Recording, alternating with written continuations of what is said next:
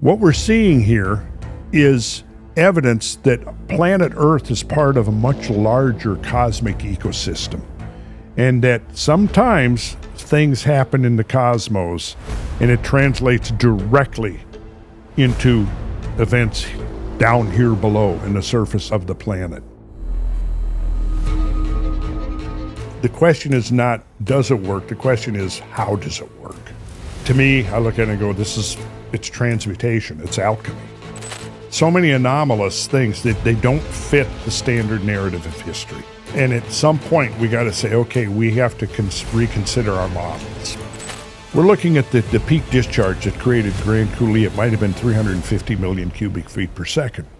That's 10 times more than the combined flow of every single river on Earth. Well, now it suddenly became apparent that the disappearance of the ice was way quicker than anybody had imagined. The two possibilities, impact, hypervelocity impact, and some type of a solar event.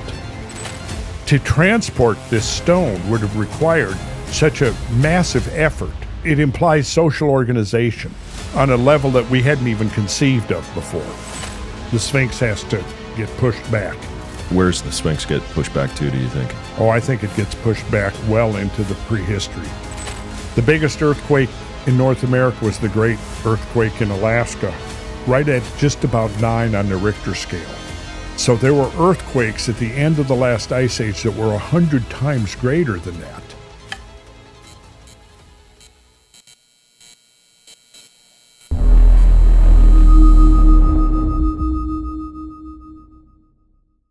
There's a lot of controversy around Malcolm.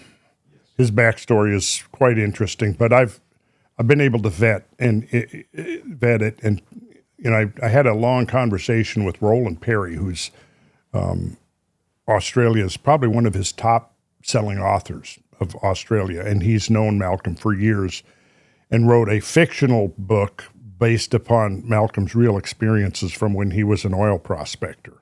Like a maverick, and he had into a big conflict with, was it Chevron? It was one of the big oil companies that was trying to, he had drilling rights. He had license for drilling rights in Tasmania, and they were trying to get a hold of that. But I tell people, look, you gotta, there's Malcolm, the mad scientist, and then there's his research. And you gotta separate those. I mean, if you look at a lot of the things that have come out, look at Edison. If you want to do a hit piece on Edison, that'd be quite easy to do. But the work has been verified over. Like there's been at least a half a dozen independent tests of it now. Yeah, that's cool. So yeah, I didn't realize. I wanted to actually hear your thoughts on Malcolm and see what the latest was, if anything. But well, the latest is he's over in India because India wants to use his technology on their smokestacks. So okay. They're building all these coal-fired plants there. Okay. And I don't know if we'll have time to get into that today. I mean, it depends. I do have. I think. Well, on the drive that Ryan has, I think I've got a whole presentation about the technology and kind of how it works. And, there's a lot of other people involved with it now. So there's kind of actually like, Malcolm, why don't you just kind of like stand aside and we'll be the public face of this technology. And that's a very sound approach, I think, because he, he's extremely smart, but, he's actually had a major assassination attempt on his life. Really? Oh, yeah. He was shot a couple of times. Really? Ended up in the hospital. No. Yeah. Wow. I didn't hear about that. When was this? No. That's sort of conveniently gets left out. And he'll tell the story a little bit, but, I wasn't sure if I could believe it or not. But when I first met him, he had a whole body of documentation, about 8 years of his notes, schematics that he had drawn, plus a whole file of photographs and stuff. So for safekeeping, he gave me access to all of that, sent me a drive with like several thousand pages of stuff. We're just going through it, and then randomly comes up the pictures, him in the hospital, all with tubes up his nose and everything. And Really? that was when he was shot. Huh. And Do you know around when that happened? What year? That would have been probably late 90s or early 2000s. Okay. I don't remember the year, but it was around that era. Okay. And what was he working on? Something like? Well, they wanted to get the license to drill. It was, it wasn't Exxon, it wasn't Chevron. It was one of the big Shell? I think it was Shell. Yeah. It was Shell. That's what it was. Yeah. And they'd overstated their reserves by 30%, and they were in a pickle. And they thought, we'll go after this guy. He's got the licensing. So what they did was they launched this campaign to scare away his investors, and it didn't work. So apparently they sent somebody to. Wow. Yeah. Wow. So I didn't know if I should believe that story or not, but then I had this conversation with Roland Perry after I actually went on Rogan. I went on Rogan, and Malcolm said, I want to just open source everything because he's got a whole list of people that have preceded him, Stanley Meyer and Victor Schauberger, and probably 8 or 10 scientists and researchers that his work is derivative of. And in so many cases, their work was, never saw the light of day. So he decided he was going to use a different tactic, which was to open source everything. And so he created a nonprofit called the Strike Foundation Limited, Strike Foundation something. Anyways, so he wanted to disperse this to as many people as he could. So I was on one of the receiving ends of that, and that's how I got all of this stuff. But I actually came down, coincidentally, when was this, 2 years ago? I was on Fox, interviewed by Tucker Carlson on Fox News. They put me at the same hotel I'm at now. So when I come in, I'm like, wait, am I having deja vu or have I been here before? And then I went up to the registration desk and I asked the guy, he says, do you have a record of, because I told Joe, I says, I know I've been here before, but I couldn't remember, when would I have been here? And then I went up to the registration desk and the young guy goes, no, I don't find your name in the records anywhere. And then the guy next there says, Randall, is that you? Hey, it's Rory. And I go, oh, I remember you. Yeah, we met when I was here a couple of years ago. So I was here. And then I thought about it, and he says, yeah, that was when you were, Fox News put you up. And, but anyways, that's where I met him. I met Malcolm at that hotel, right? So I had gone on Joe Rogan, and I kind of misunderstood a little bit. I kind of gave away too much details because I was on there with Graham Hancock. And before we go in, Graham says, let's stay away from the ancient energy and all of that because that's where it gets controversial. And I said, sure, whatever, I'm your guest. So, if you don't want to talk about that, we won't talk about that. Halfway through, the question comes up of, well, how did Rogan is like, how did they move these big rocks, these, 20 and 30 and 50-ton stones? And kind of had to answer at that point. Well, then Graham kind of looks to me. Okay. And so I kind of mentioned, yeah, well, there might be this technology that might have been, but I'm at that point, I'm still vetting it. And if you ever watch that episode where I'm on there with Graham, you'll see that I'm like hemming and hawing. And I've seen all of them. They're classics, by the way. Okay. So finally, I kind of disclose, and I say, well, there's this Malcolm, and, he's on this island, and he's been on there 7 years, and he's compiled his notes, and there's, and I kind of gave away more than I guess I was supposed to. So then a couple of days later, or shortly thereafter, that was in Austin. I'm down here to meet with Tucker Carlson, and so Malcolm, I guess, heard that I'd kind of like given his secret island location where he had a laboratory on an island in the Indian Ocean, and I let the cat out of the bag. Okay. So he actually came to Florida here, came to Sarasota, and we met, and then did he come to meet you, or did he? Yeah, he came because okay. Yeah, because I had told him I was coming down here to do the interview with Tucker Carlson. So I got this picture of me and him and Tucker at Tucker's studio. So anyways, I came, he met me here, and then I was I don't remember the exact sequence of events, but he decided since he was here, he was going to stay around for a while, and he rented a place up on Boca Grande, and it was this was a couple of years ago. So turned out that the manager of the place was a fan of mine. Okay. And then they had a restaurant that had closed down during COVID. So he gives us the key says, hey, why don't you guys just take this over while you're here? And we set up sort of a temporary recording studio in there, and we recorded some things. But so we go to breakfast. This is like a couple of days later. We go to breakfast, and turns out that one of the associates here, who actually was with the World Bank, lets Malcolm know that I'd apparently, because I had mentioned Mazda. Right. And there was a I didn't know there was a non-disclosure agreement. Yeah. So he was on his way to Japan to do damage control, and I'm like, oh my God! Look, I'm nobody. What am I? This World Bank is on its way to Japan to do damage control. Right. So I'm like, oh my God.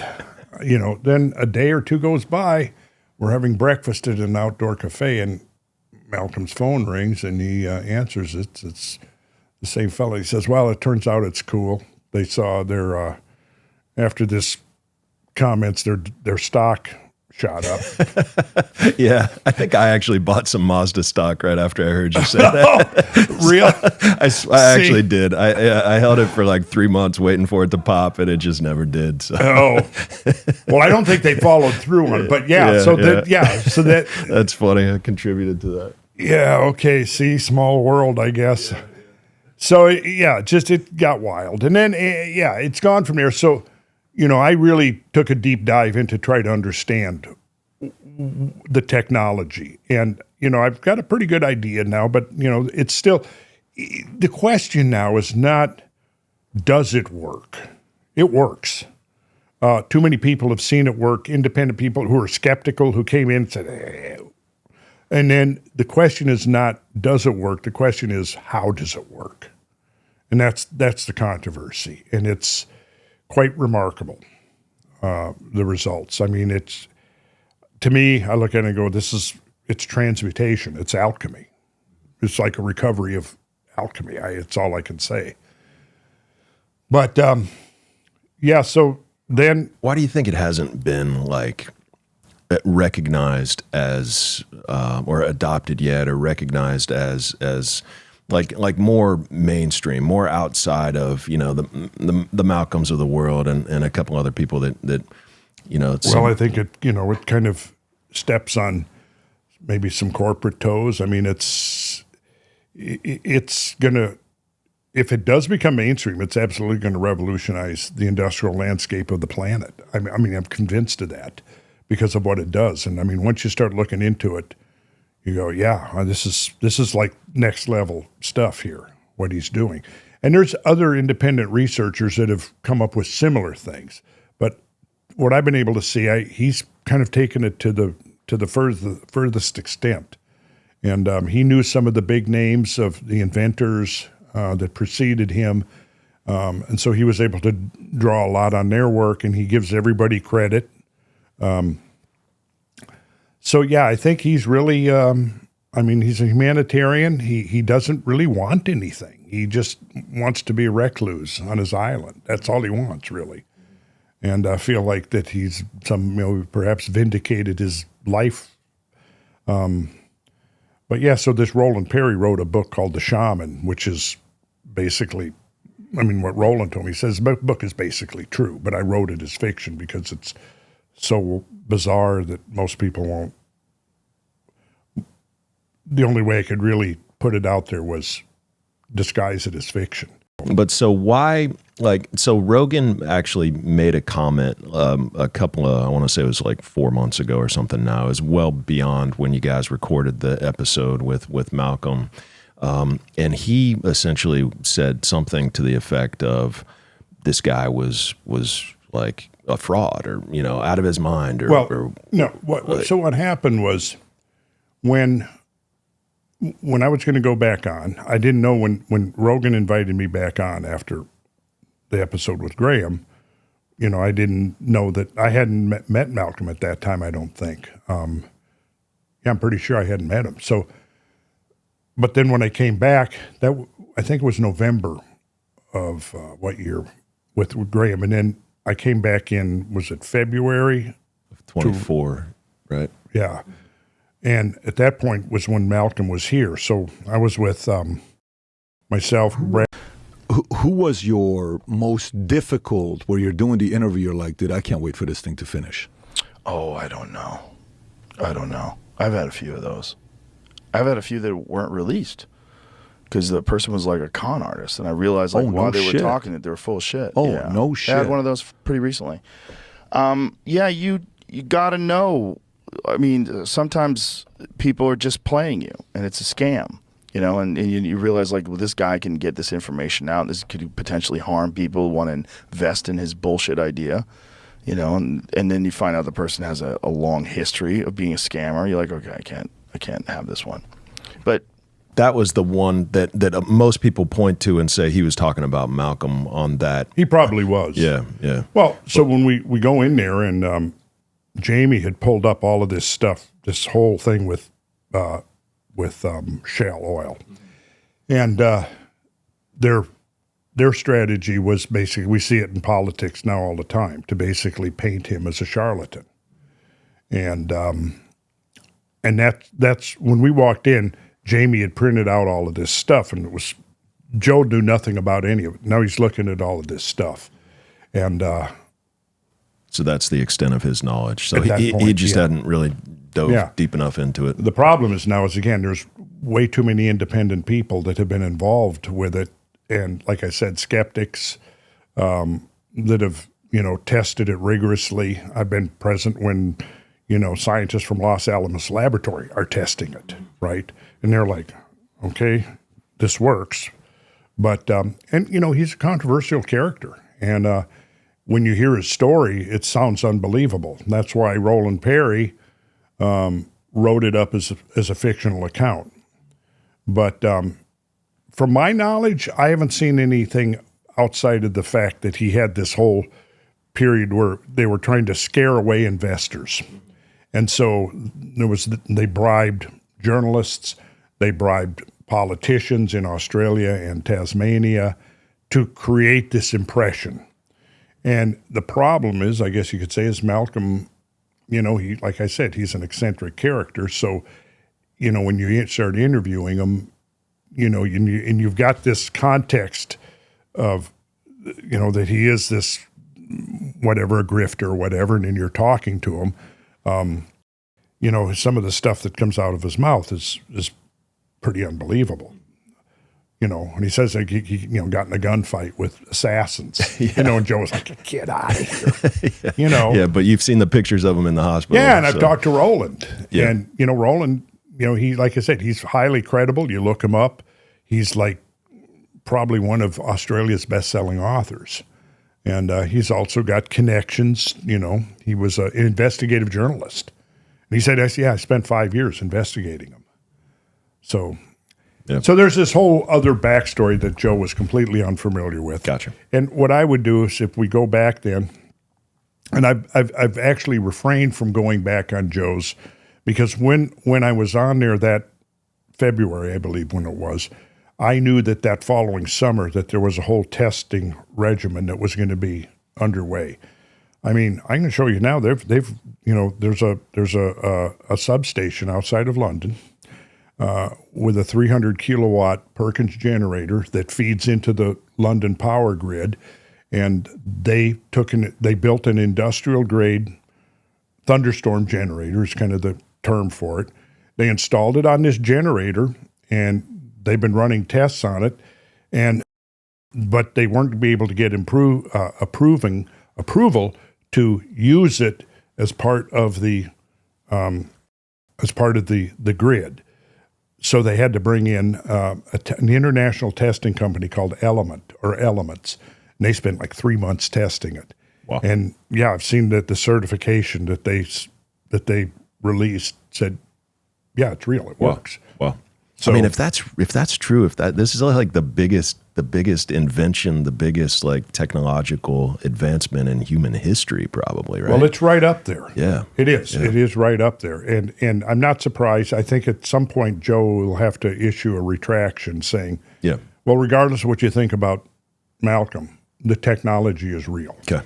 Yeah. And unless, at this point, like, if it's not real, I mean, how he's fooling all of these people that I was there, he had skeptics come in bringing their own equipment, their own mass spectrometers, having two generators hooked up side by side. No, one in one room, one in another room. One of them is outfitted with the technology. They're both calibrated precisely. They've got gas analyzers. They've got mass spectrometers. There's like 10 of these guys there.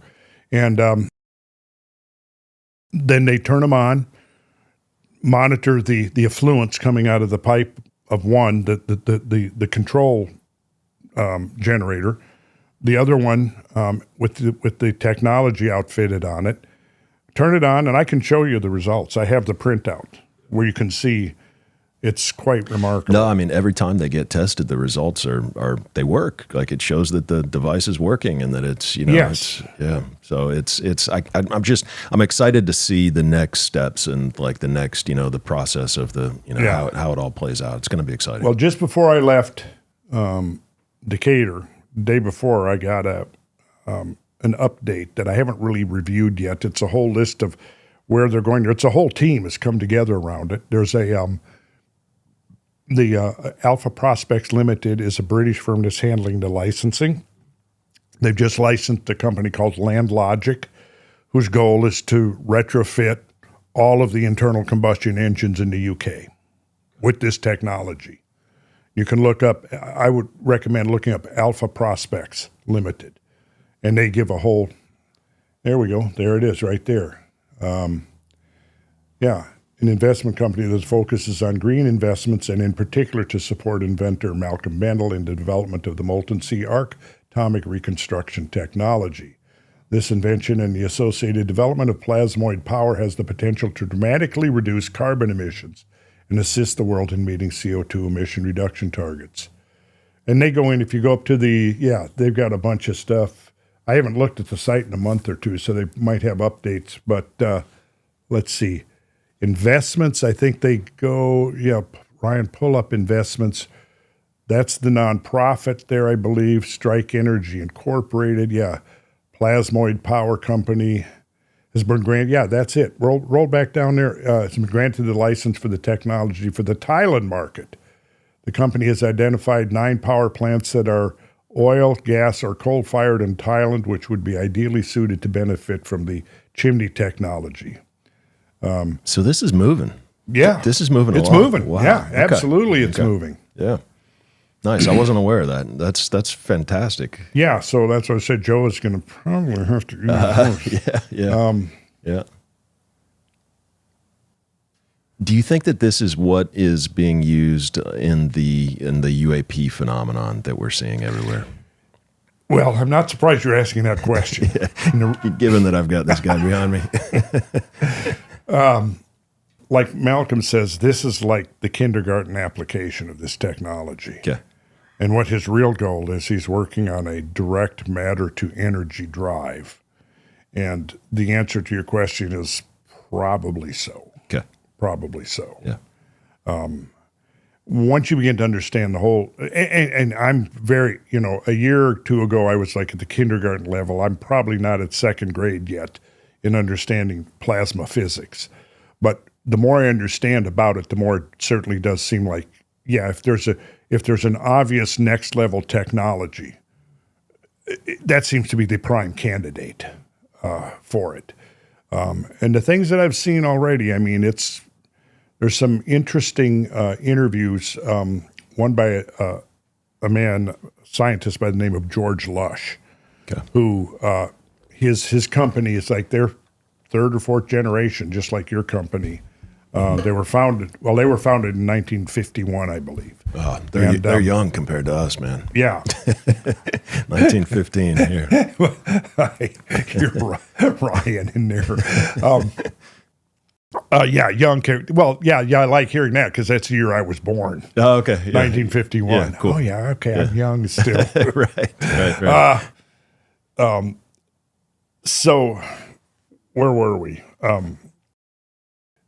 I told you, I gave you a caveat at the beginning. I'm Totally. short on sleep. Yeah, no, all good, all good. You're doing great, man. I am holding, okay. But yeah, I mean, I guess the UAP question for me the UAP question, yes. Yeah, it's kind of interesting. I mean, like, do you feel like it's more government and less alien? Do you feel like it's a combination of both using the same technology? Like, I know it's total speculation, of course, but like, what do you think based on your knowledge of the technology and what you know about the phenomenon? Okay, well, now we're going to stray into some exotic territory here, but one of the things in my holistic big picture of our species on Earth is that we've been around doing stuff on this planet long before recorded history. And, I think the latest now, it keeps getting, I used to in lectures and stuff see, modern humans are now dated back to 140, 150,000 years. Well, then it was 180,000. They're finding skeletal remnants, whatever, that looked like, hey, this looks like a modern human. The last I heard was maybe in Israel or Middle East somewhere. And I gotta review this so I get up to date on it, but it might be as old as 200,000 years. But even conservatively, if we go 200,000 years, we're looking at maybe 7,000 generations of humans, modern humans. And in fact, a friend of mine sent me that I interviewed Martin Grant, 3-4 months ago. He was telling me, there's evidence that a lot of the humans in prehistory actually had larger brains than we do. And I said, really? I was not aware of that. So he sent me some articles. Yeah, 15% larger in some cases. And I'm going, okay, that does not seem to imply that they were dumber than us. Maybe they were smarter, maybe they weren't. But I mean, it certainly doesn't imply that they weren't as smart as us. But you figure, if you look at since the scientific revolution, how far have we come since the days of Newton and Kepler and, and how many generations is that? I mean, you're talking. Well, we can figure, say, 3-4 generations per century. So 10, 12 generations, 15 maybe. I saw the old classic. Ryan brought it up there. Yeah, there's a lot of questions and evidence about the Denisovans or Denisovans, and could they have been, what did they even look like? Like, how big were they? How tall were they? Were they even the same species? Right.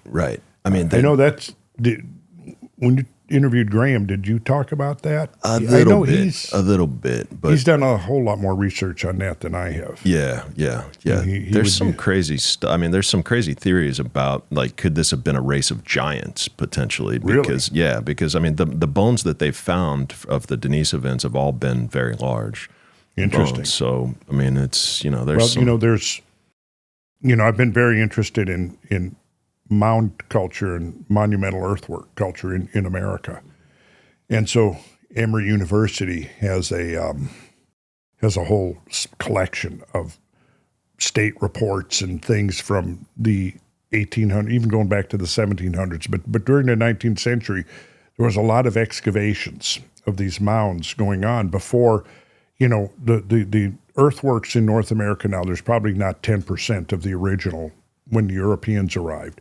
Urbanization, agriculture, railroad building, highway building, all of that is pretty much erased, all but about 10%.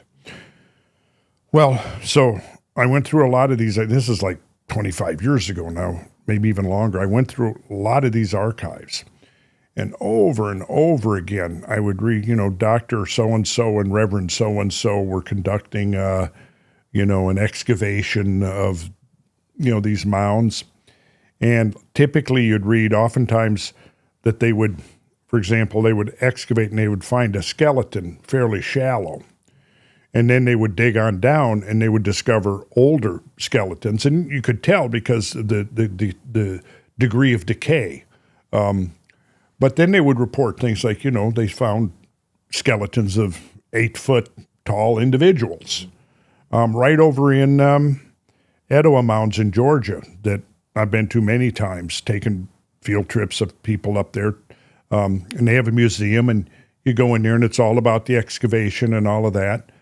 Doesn't say anything at all about finding a large skeleton. Yet I procured the original report from like the early 1900s. Sure enough, they dug up and there was a skeleton in there about 7 foot 6 inches tall, something like that. And I'm like, okay, why do they not have any reference to that at all? Here it is right in the original report, but they have no mention of it. And I kept finding it over and over. One was a report that they dug up a skeleton, and one of the people involved there was able to actually take the skull and put it over like a helmet. Now that would imply somebody like 11 feet tall. So I'm like, okay, wait a minute. They didn't have some internet back in those days, people trying to get hits. Are all of these like hoaxes? That's how they've been interpreted. Oh, these are just hoaxes, right? But there was just too many of them.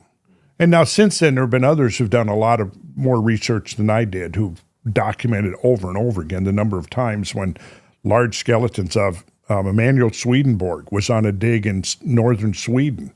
And he reported on this that they found, skeletons of individuals that were 12 feet tall. Did he make that up? Well, from my knowledge, Emanuel Swedenborg was not the kind of person who would make up something like that. He was a highly respected scholar and all of this. So why would he do that? Mention it. So it seems to me that there is evidence for another race. And well, consider when you go back into the Pleistocene and you start looking at the megafauna over and over again, you see large animals. Everything was larger. Look at the imperial mammoth. It was 16 feet tall at the shoulder. Your modern elephants are 8-9 feet. This thing was 16. I saw a skeleton of one they had in the Fernbank Museum about 10-15 years ago, and they had to take the tiles out of the ceiling to set the skeleton up. It was so darn big, and it's like you're standing there and you go, my God, this thing was roaming around North America, 15,000 years ago.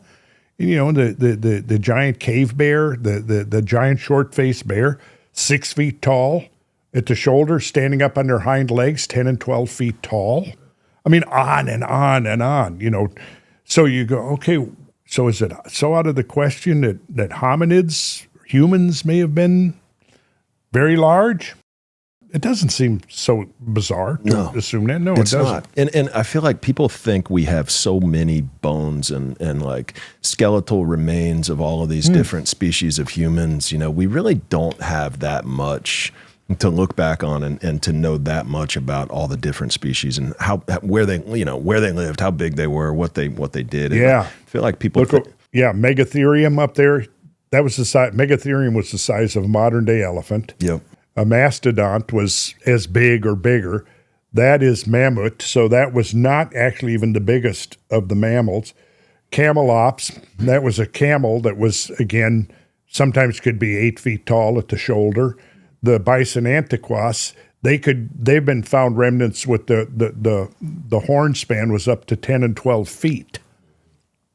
And look at your glyptodont down there. That was like a 500-pound armadillo. Yeah, that thing was huge. Yeah. I just saw one of those in Peru, actually, just like the skeletal remains of one of those things. It was as big as a Volkswagen. It was it was massive. I think it's the same thing, but it had that shell.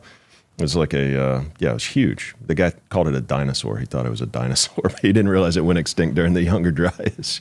But yeah, it was... it's crazy. It just doesn't feel like we really know for sure. And then people, throw dirt on people who are open-mindedly asking questions about this stuff. Like, what are the possibilities? What could the history really have been like? And we really don't know. We really... You're right. We don't know. And I think there's so many anomalous things that they don't fit the standard narrative of history. Right. And at some point, we got to say, okay, we have to reconsider our models. Yeah. And this is what I'm pushing for. I don't say I'm 100% right about everything, but I do think that there is a much deeper, more complex history on this, especially the human species on this planet. And you know what I hear your archaeologists over and over, well, where's the evidence?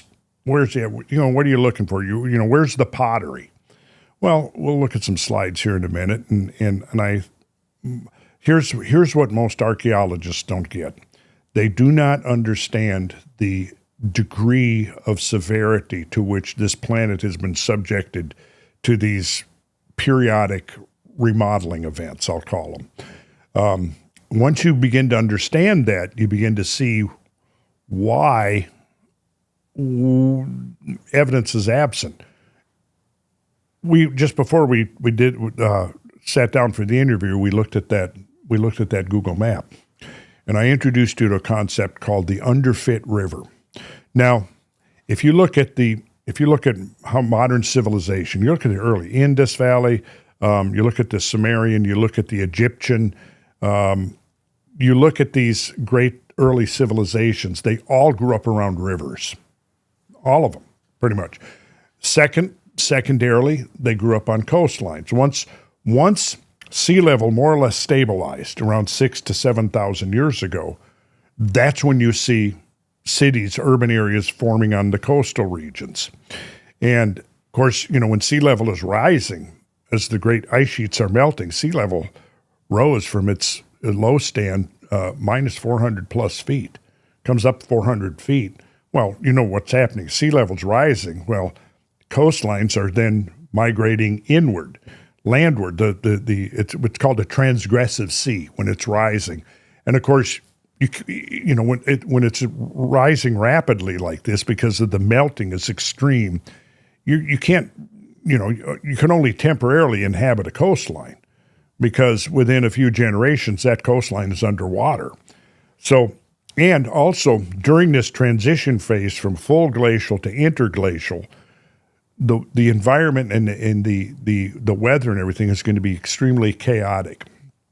We're going to look at a graph here in a minute that really drives that point home. Sea levels already, you look at that intertidal zone, it's a high energy zone. And it can be very erosive even in modern times. And I've got some amazing examples of when you have like storm surges and things, the amount of geomorphic work that can be affected on a coastline. During the rapid rising of sea level, it's going to be an order of magnitude more energetic.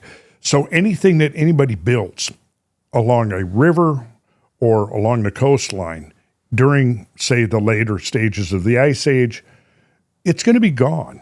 There's not going to be anything left of it.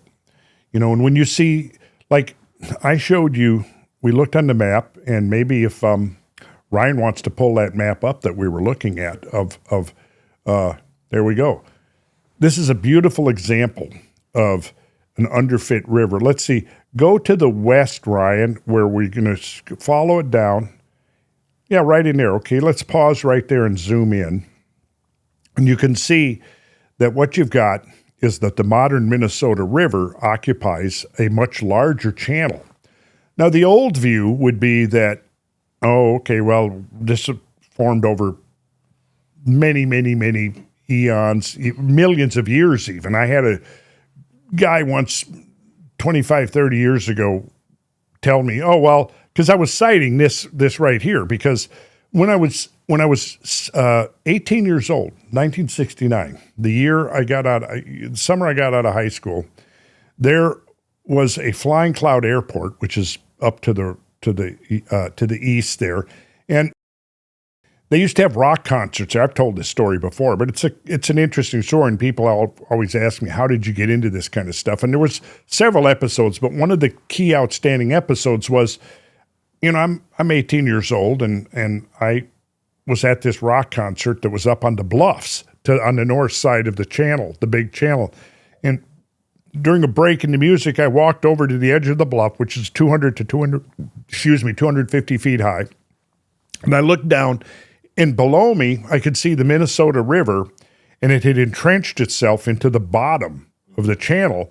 And then looking across, I saw this other set of bluffs on the other side, and I got this impression that the entrenchment of the modern Minnesota River and its banks on both sides, I was like looking at a much smaller version of this larger channel that you see right here. Well, that stuck in my craw and marinated for maybe 6, 7, 8 years. And then I started reading books about, I think I read Immanuel Velikovsky. His Earth in Upheaval was the one that made the biggest impression on me, that he had documented all of this evidence for great geological catastrophes and so on.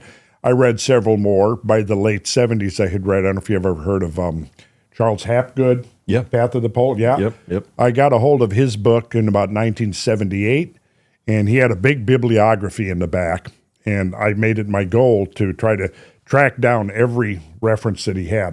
By this time, I was obsessively fascinated. And like, okay, so how come, modern geology textbooks never talk about any of this, but it seemed like Earth in Upheaval and Charles Hapgood's work, well, I haven't seen any refutation of this, but that was about the time I really started looking into an alternate history of Earth. So I was giving a lecture on sacred geometry, actually, to a group, and I was talking about self-similarity in sacred architecture, that one of the overriding themes that you see over and over again in sacred structures is this idea of this relationship between the part and the whole, that if you have a geometry that governs the whole, you also use that same geometric scheme to divide up the space within, so that the part reflects the proportions, the geometric proportions of the whole.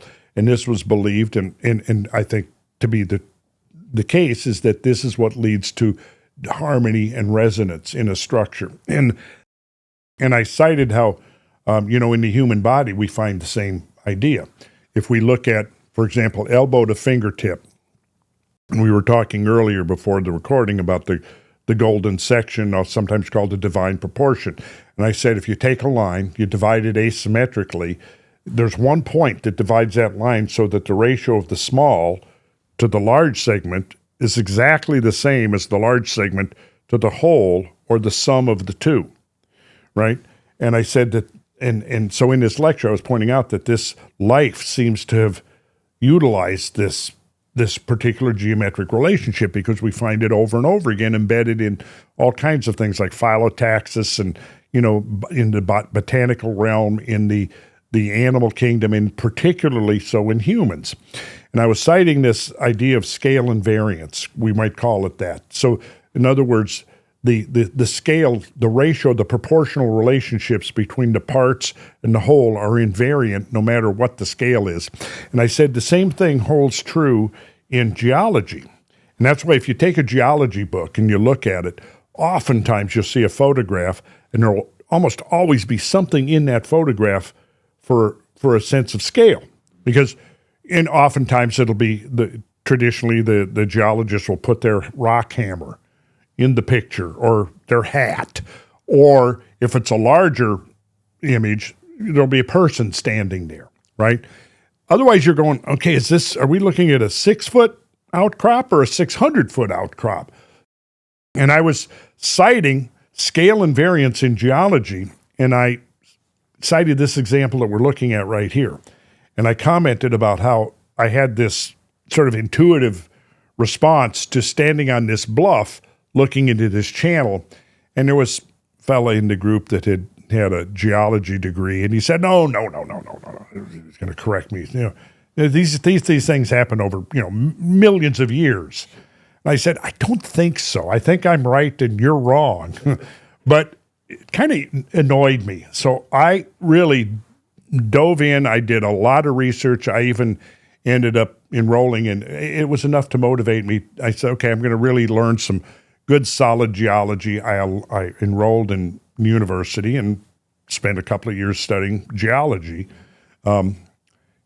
Came out of it convinced that I was right and he was wrong. And now, since then, there have been papers presented, and so the large channel now, and this is acknowledged, and you can.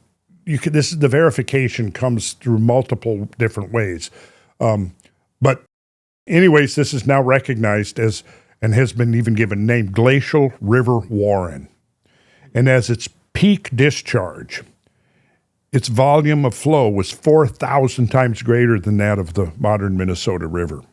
Glacial River Warren. Glacial River Warren. So the river was created from the glacier melting. Yes, Okay. melting. Okay. Very fast. Okay. And so, And we see that. We see that here. We see that in other places. oh my God, yes. Let's see.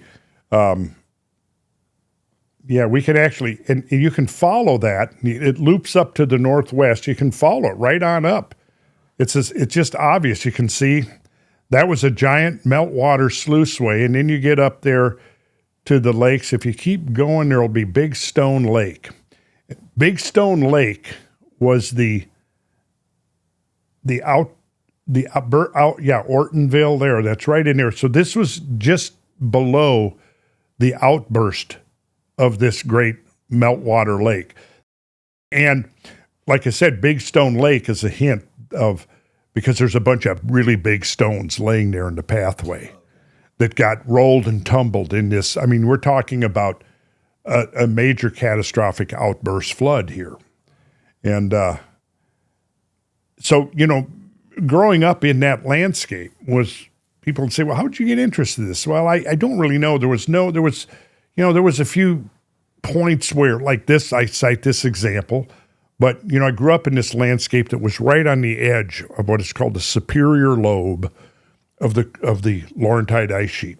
So where I lived, we had property on a lake, and it was basically a leftover meltwater puddle.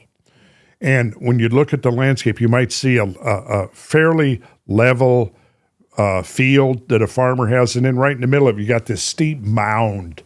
And I would look like, why is that hill right there, Well, it turns out that was probably called a came, which is where you might have like a hole in an ice sheet, and you get a lot of overwash or stuff into the hole in the ice sheet, and it leaves a pile of stuff on the ground. Like you can imagine, you got an ice sheet. Let's say the ice sheet is 300, 400, 500 feet thick, and you've got this hole that goes to the ground, and now you've got all of this melting, and all of this water is pouring in, and it's supercharged with sediment.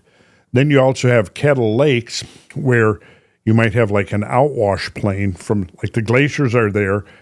Seasonally, they will melt in the spring, and you'll have this big outwash. Like if you go to Indiana, you can actually see there's the hummocky moraine that represents the terminus of the ice lobe. And then south of there, it's just flat. And you'll be driving there, and it's very flat. And then all of a sudden it gets hilly. It gets hilly because this is where the moraine is, and the moraine is the material that's created by the glaciers when they're grinding their way across the land. It pulverizes it creates this material generally called till. And till can be structured sometimes, like you'll have terminal moraine at the end of the ice. You'll have recessional moraine, where if the moraine melts, if the ice sheet melts back, pauses, it'll build this pattern of moraine. You might have lateral moraine, where you might have two mountain glaciers coming together like this, and as those glaciers are grinding their way through the mountain valleys, they're picking up all of this material on the bottom and on the sides. Then when they meet, it'll form, you'll have this glacier, and right down the middle of it, you'll have this big dark streak, which is the lateral moraine, meaning it's on the side. So you got different kinds, but it's all composed of the same material, this stuff we call till.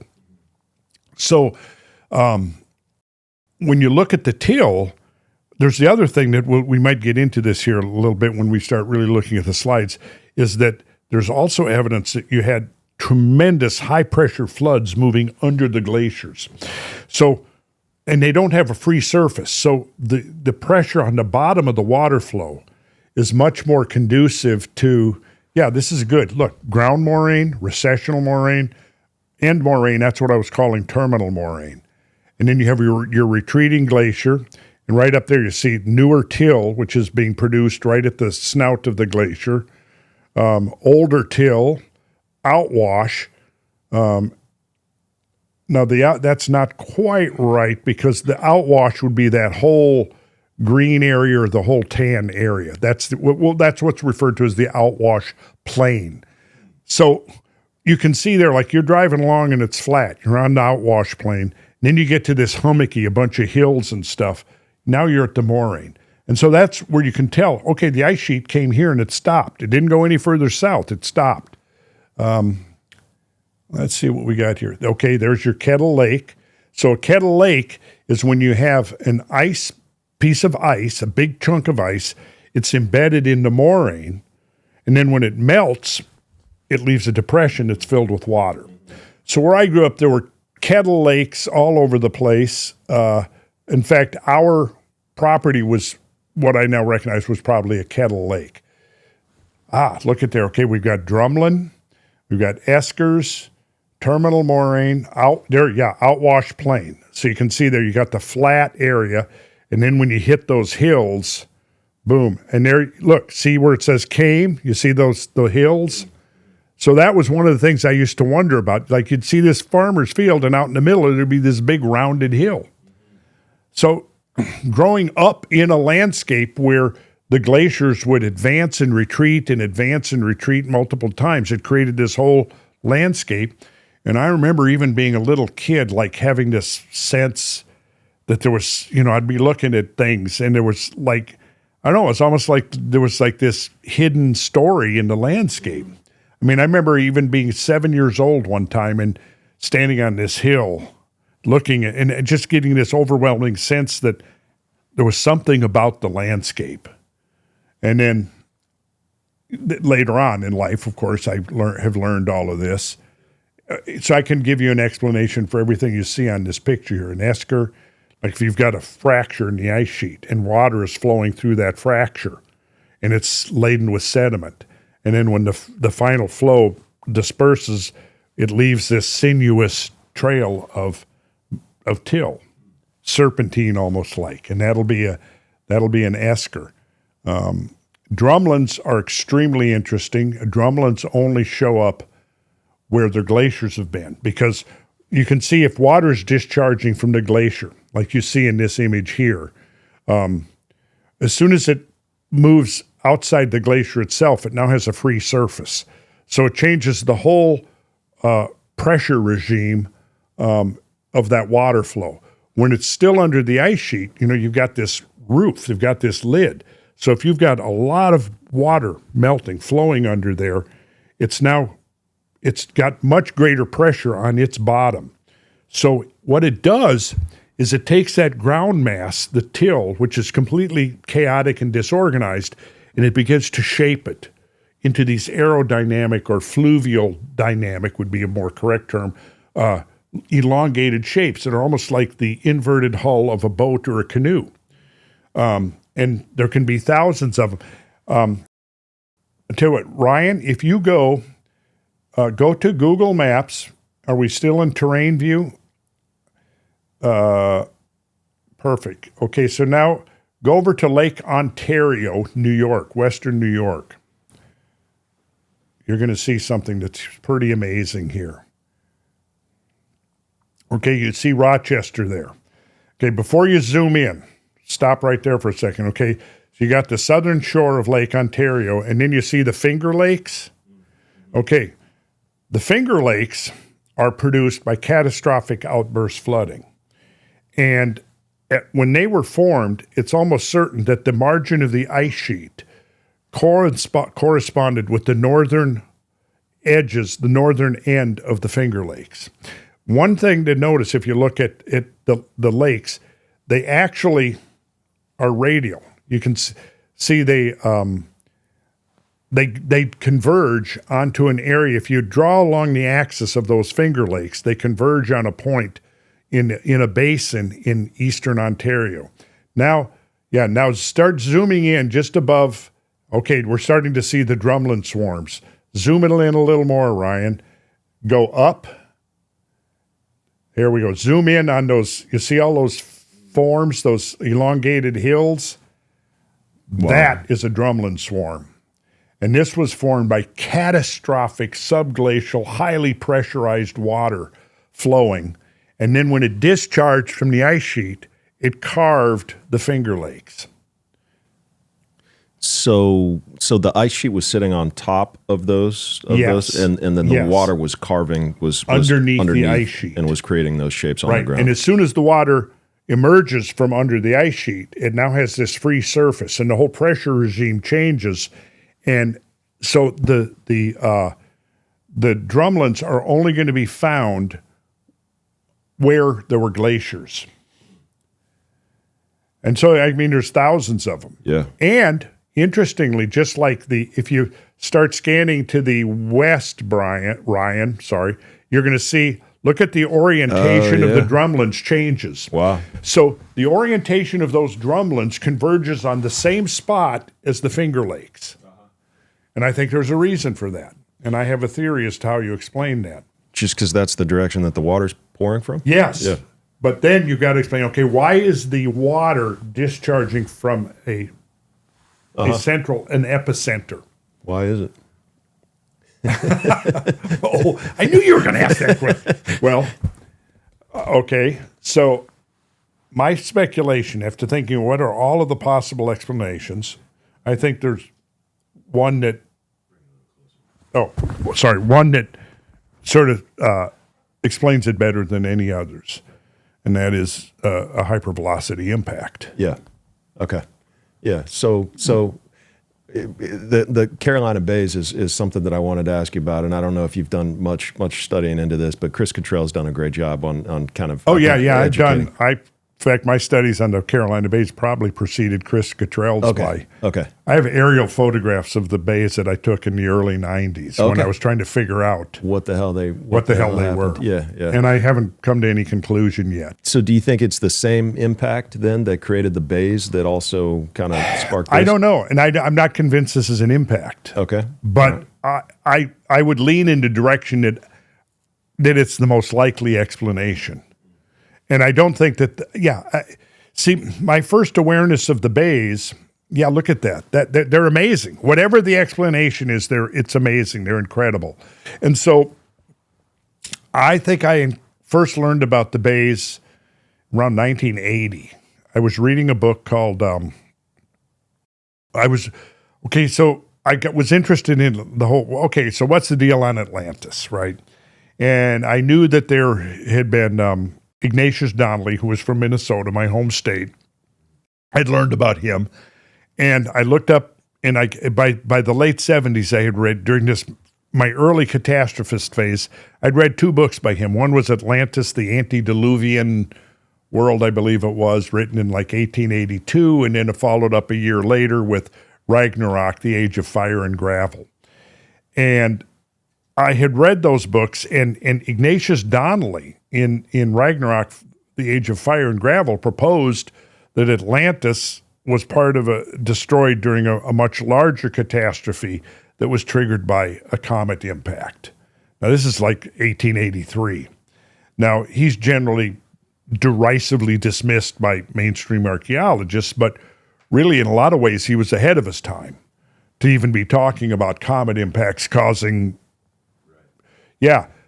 Now, this is interesting. This is one of the ideas. And see, at the time I was researching them, I did not know about the oriented lakes of Alaska, which, again, what we've got is this kind of converging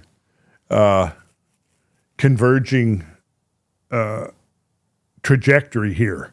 And I believe that's based upon the work of, Chris knows him. I know him. I Zamora. met him. Who? Antonio Zamora? Yes, Zamora. Yep. Mm-hmm. Yeah, so I met Zamora. We talked about, I thought very interesting. He proposes Saginaw Bay as being a impact point. And then the Carolina Bays is the secondary fallout of the that it smashed into the ice sheet, right? And then, and kind of created the Michigan Basin, right? That whole. well, see, I don't know. My interpretation is that the Michigan Basin could be impact produced, but way older. But I'm not, I probably behind on my research on that. I have an idea that I've proposed that I think that perhaps the impact that might date back to Younger Dryas or the end of the Ice Age is Lake Nipigon, which is up along the northern shore of Lake Superior. Yeah, there we go. Now zoom in on the southern shore of Lake Nipigon, and you're going to see all kinds of evidence of catastrophic outburst flows. You're going to see channels. You're going to see recessional cataracts. All of this, these are landscapes that are created by catastrophic discharges of water. Go over to the west and you'll see the Black Sturgeon River. There's a large, that comes down. Follow that down. Yeah, look at that channel right there. Now that probably was carrying a capacity. And look, notice the underfit condition again. You're going to see that all over and over again. Okay, so that was probably carrying a discharge of close to 100 million cubic feet per second at its peak, based on the size of it. So yeah, there was an enormous catastrophic discharge emanating from that basin. So when? When did this happen? Yeah. I'm guessing that it's probably happening consistent with the great meltdowns. Now, there were at least two, I think maybe three, what are called meltwater pulses. Meltwater pulse 1A, usually dated to around 14,500 years ago. Meltwater pulse 1B, which is dated to 11,600 years ago. And I think there's a third evidence now emerging of a third meltwater pulse that precisely with the Younger Dryas, lower Younger Dryas boundary. There we go. Look at this. Meltwater pulse 1A, right? And then you've got Younger Dryas right there. Well, that's showing meltwater pulse 1A, a little bit older than the Younger Dryas. But see, they've added a new one there, meltwater pulse -1A0 maybe.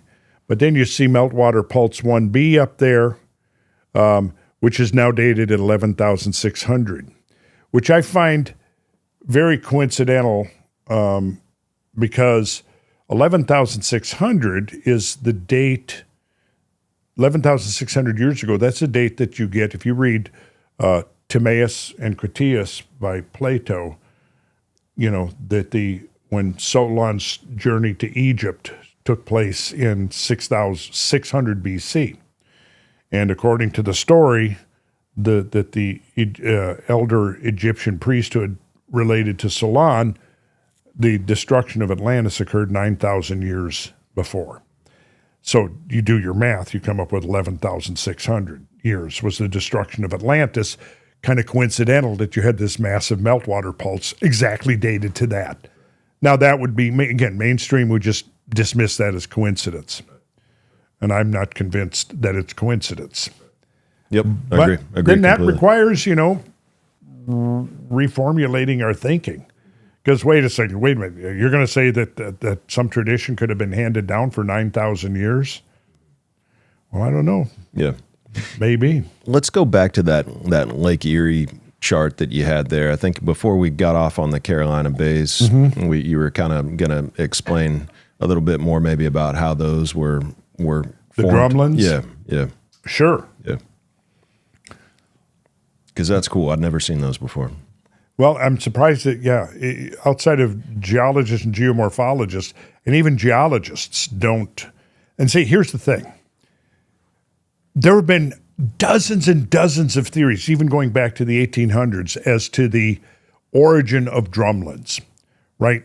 In virtually all of them are based upon somehow the glaciers themselves shaped the subglacial till. In the 1980s, a geologist by the name of John Shaw, he was a Canadian geologist, proposed that they were actually created by catastrophic subglacial floods. And the problem was, and mainstream never accepted his theory, even though it made the most sense, right? And I've been up in the field, been up there to New York. I've been to the Drumlin Field and through Wisconsin, been to several that are up in British Columbia, like at the Fraser Plateau and the Chaco Plateau. I've been up there with like Jerome Lessman, who was graduate student under John Shaw. We think we've made two trips with him. And once you begin to see it, you realize, okay, you've got the perfect explanation for the drumlins.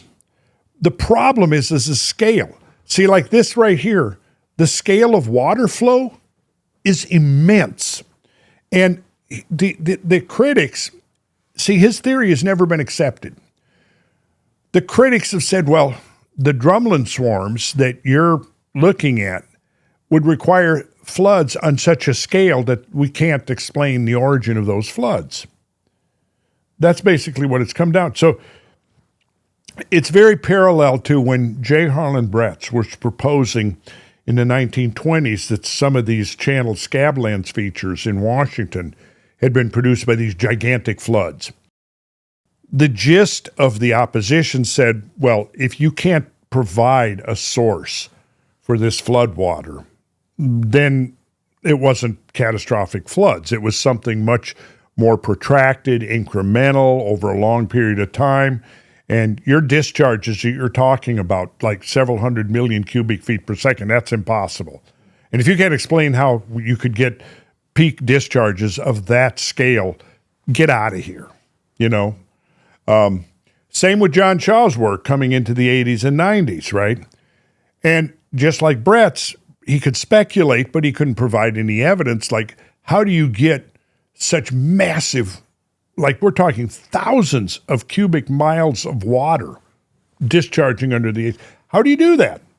Well, he couldn't come up with an explanation. They said, well, was there a reservoir on top, which would be supraglacial? Was it a reservoir of water at the bottom, subglacial? Was it a reservoir within the glacier mass called end-glacial? But in each case, the critics looked at it and said, well, we can see that, for example, glaciers today, you have spring, you have melting, you have surface melt ponds forming on top of the glaciers. Usually by well before midsummer, they disappear. Why do they disappear?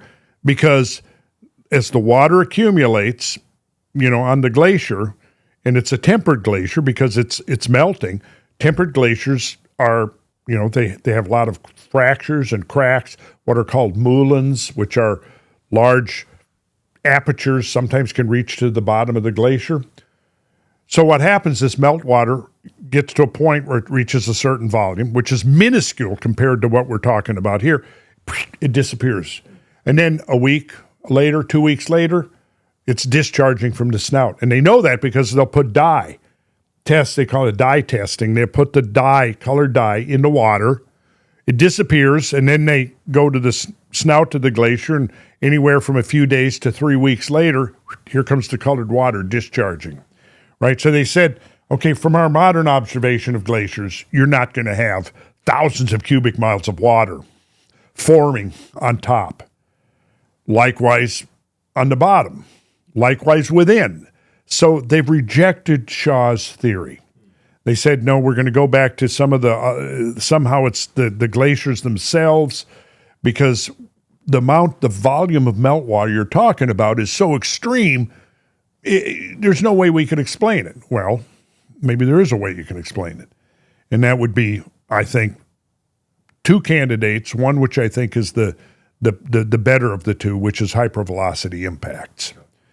Hypervelocity. And now we know about the number of hypervelocity impacts that we're now discovering in the history of this planet is extraordinary. And there's no reason why you couldn't have a multi-impact event over the ice sheet. And just a Ryan, comet that fragmented and broke up and hit multiple times Yes. within the same, within a span of time. Within a span of Short time. span of time. So is that in your best theory, then is that what has caused all of these rivers in North America that are now underfit rivers? Would that have caused the every one of them? Yeah, because you've got to be able to explain. See, when we look at during the Little Ice Age, which lasted from the 1300s to the mid 1800s, glaciers worldwide grew to their largest extent that they had been in over 10,000 years. When those glaciers began to melt, that was like the early 1800s.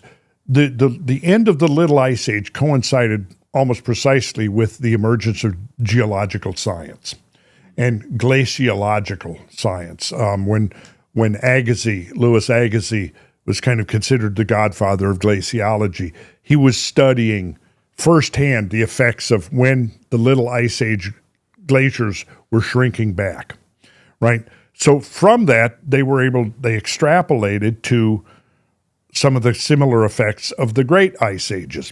But at that point, the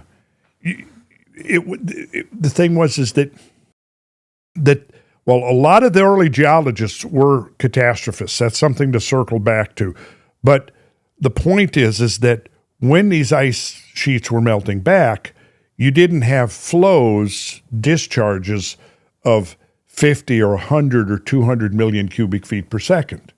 We haven't experienced anything like that in modern times, within historical times.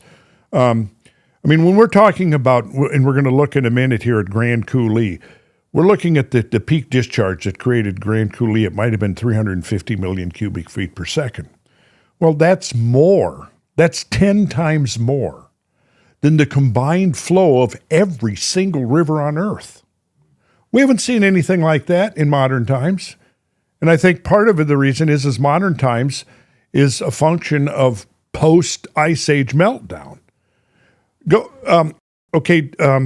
Ryan, let's go south. Come down. Okay, let's see. Go over to the west. Let's see. Go up there. Go up to Madison. Go up to Madison, and we're going to see that if we zoom in. Let's see. There we go. Look over there to the right. Go east, you're going to see there's a whole drumlin swarm there. And again, you're going to notice how it's diverging out. And then if you follow that up, you're going to see right up there, it goes up to, Lake Winnebago. And then it goes right up, it's like a continuation of that lake right there. That is Lake Winnebago, yes. And then if you follow that up, it's a continuation of a large meltwater channel that produced what is now Green Bay. The land between the town of Green Bay and the northern rim of Winnebago is choked with sediment, right? If you were to sweep the sediment out, you would see that Winnebago is a continuation of Green Bay. All of that's under the ice sheet, right? Then, as soon as you can almost see right where the edge of the ice sheet was, because that's where the terminus of the glacier swarm is. So if you go down, Ryan, back to the drumlin swarm that we saw, go south. Yeah, go south right there. You see the drumlins. And you see how they're splayed out? Where the water has been channelized, forming Green Bay and Lake Winnebago. And then if you go south, it'll terminate, and that was the edge of the ice sheet. Yeah, so now we're beyond the ice sheet. And if you go to, let's see, so Wisconsin River was a major conduit of that meltwater that formed the drumlin swarm there. Yeah, Wisconsin Rapids. So I've been explored through that whole area there, and again, it's all catastrophic water flows. If you go up, let's see, to zoom out a little bit, Ryan, and let's see where we're at here. I'm trying to get oriented, trying to look for Devil's Lake and the Wisconsin Dells, Stevens Point. Oh, Stevens Point. I actually went to a rock concert there in 1970. the lead band was the Grateful Dead, but I didn't know any of this back then. Okay, so had no idea that so Devil's Lake was one of the discharge points of Glacial Lake, Wisconsin, as it's called, and it cut this trough. You're going to see very much these troughs like this right in here. That you can follow the flow south, and it cut to the east, and then it discharged down and flowed out.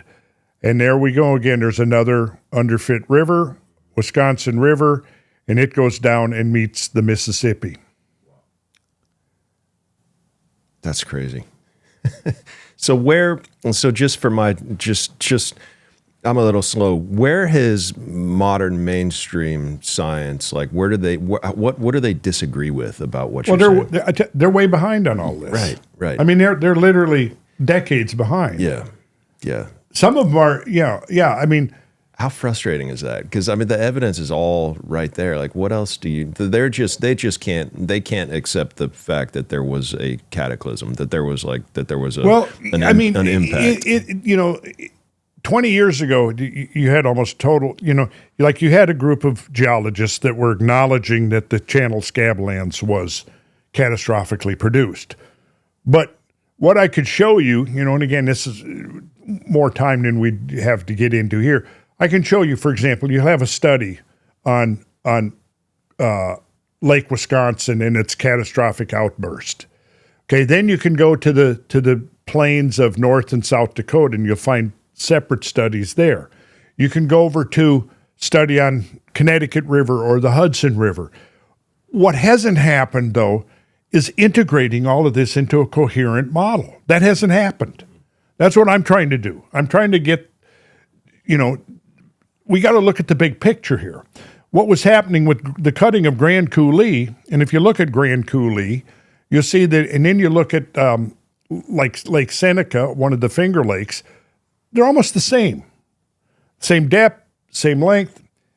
Here we are, Grand Coulee. God, I love this place. Get Ryan on it with the spelling, man. He's been prepared for this episode. Ryan is awesome, man. He's the best. This is the best. I mean, I appreciate that, Randall, but the spelling comment from Matt meant the most out of those two. Oh, okay, well, all right.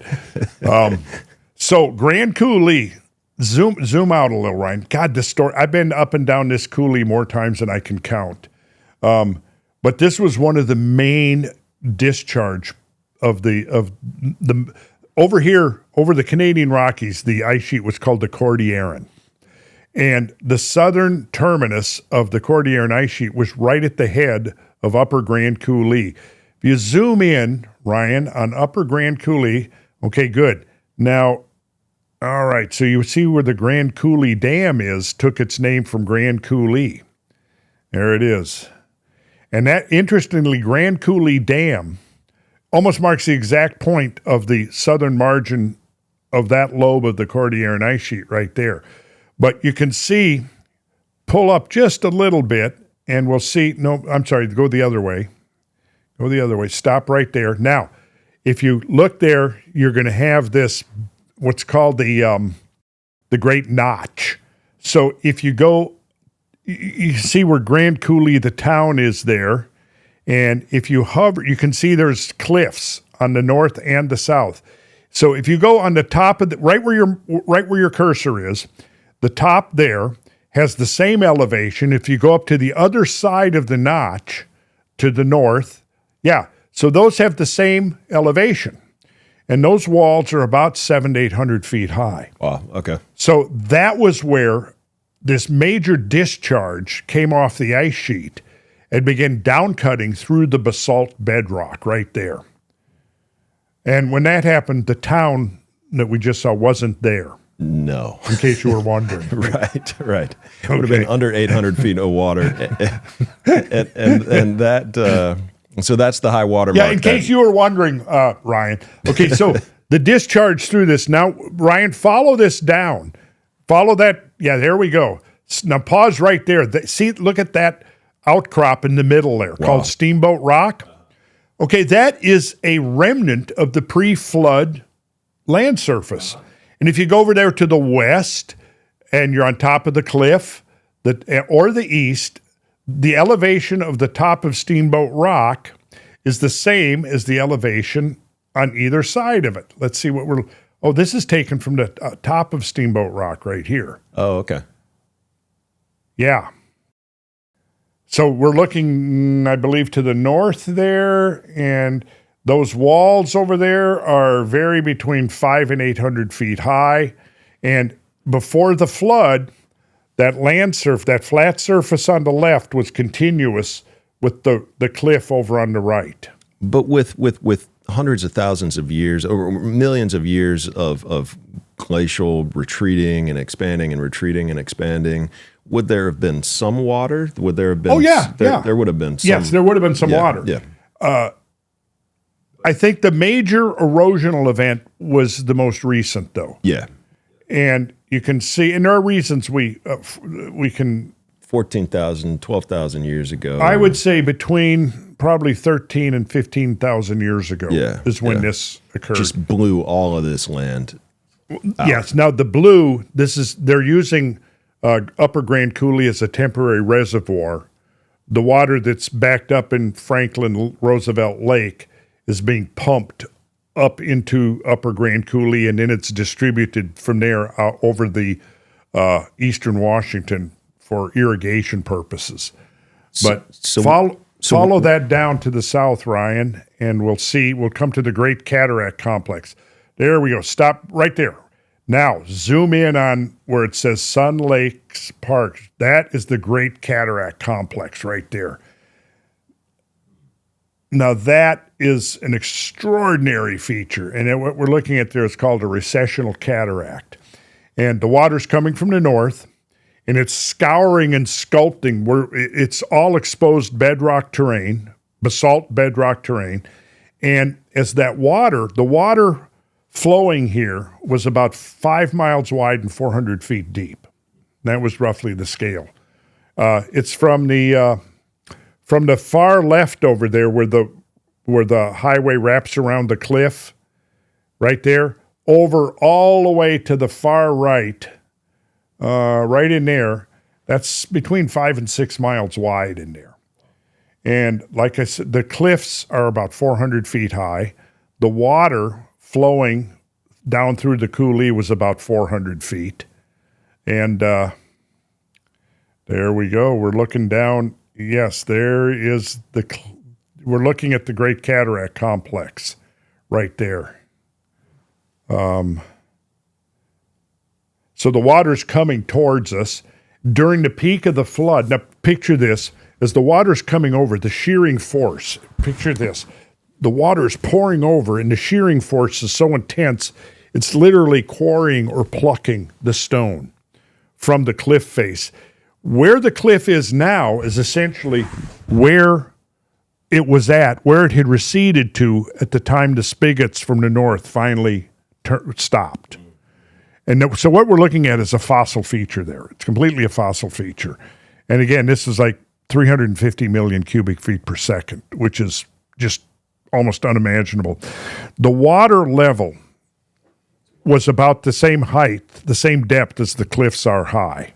So at the peak of the flood, it wouldn't have even been a waterfall. It was just a bump in this enormous 5 mile wide river. And this is the kind of thing, when you see this firsthand, it really drives home the scale of these events we're talking about. And then if you follow this south, Ryan, you can see that there's all these distributary channels. And then you get down to the mouth there at Soap Lake. South of Soap Lake, you have an outwash plain. But when you zoom in on, you won't see it here, but put in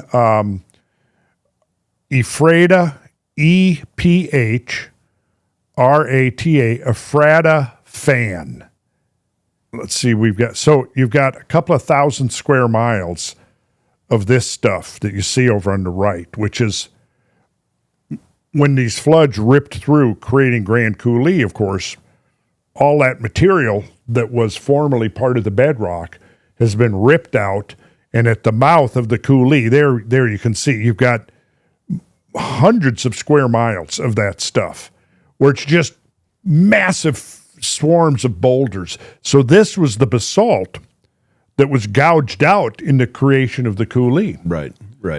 So all the water is forcing itself through a relatively narrow 5 miles, but a relatively narrow area, and it's pushing out all the sediment, all the rocks, and so when it opens up, when it gets to the mouth, and you're getting the picture. You've got less pressure. That's where it's depositing all the sediment and all the rocks, and this is an area that's thousands of square kilometers. So I've taken so many tours out here to teach people how to read these landscapes, but one of in talking about the terms of the fundamental forces at work, when you've got water flow, and let's say you've got a bedrock constriction, and that water is flowing through there, and then let's say it opens up into a basin. Well, what happens is that you've got this conservation of flow. As long as the water from the source is more or less unvarying. Of course, it did vary. At one point, the water declined. Initially, if you look what's called the flood hydrograph, it's got this steep upward limb with an outburst flood, which would be similar to a dam break flood. And then it has a long tapering tail, right? And that's kind of what you saw in this event here.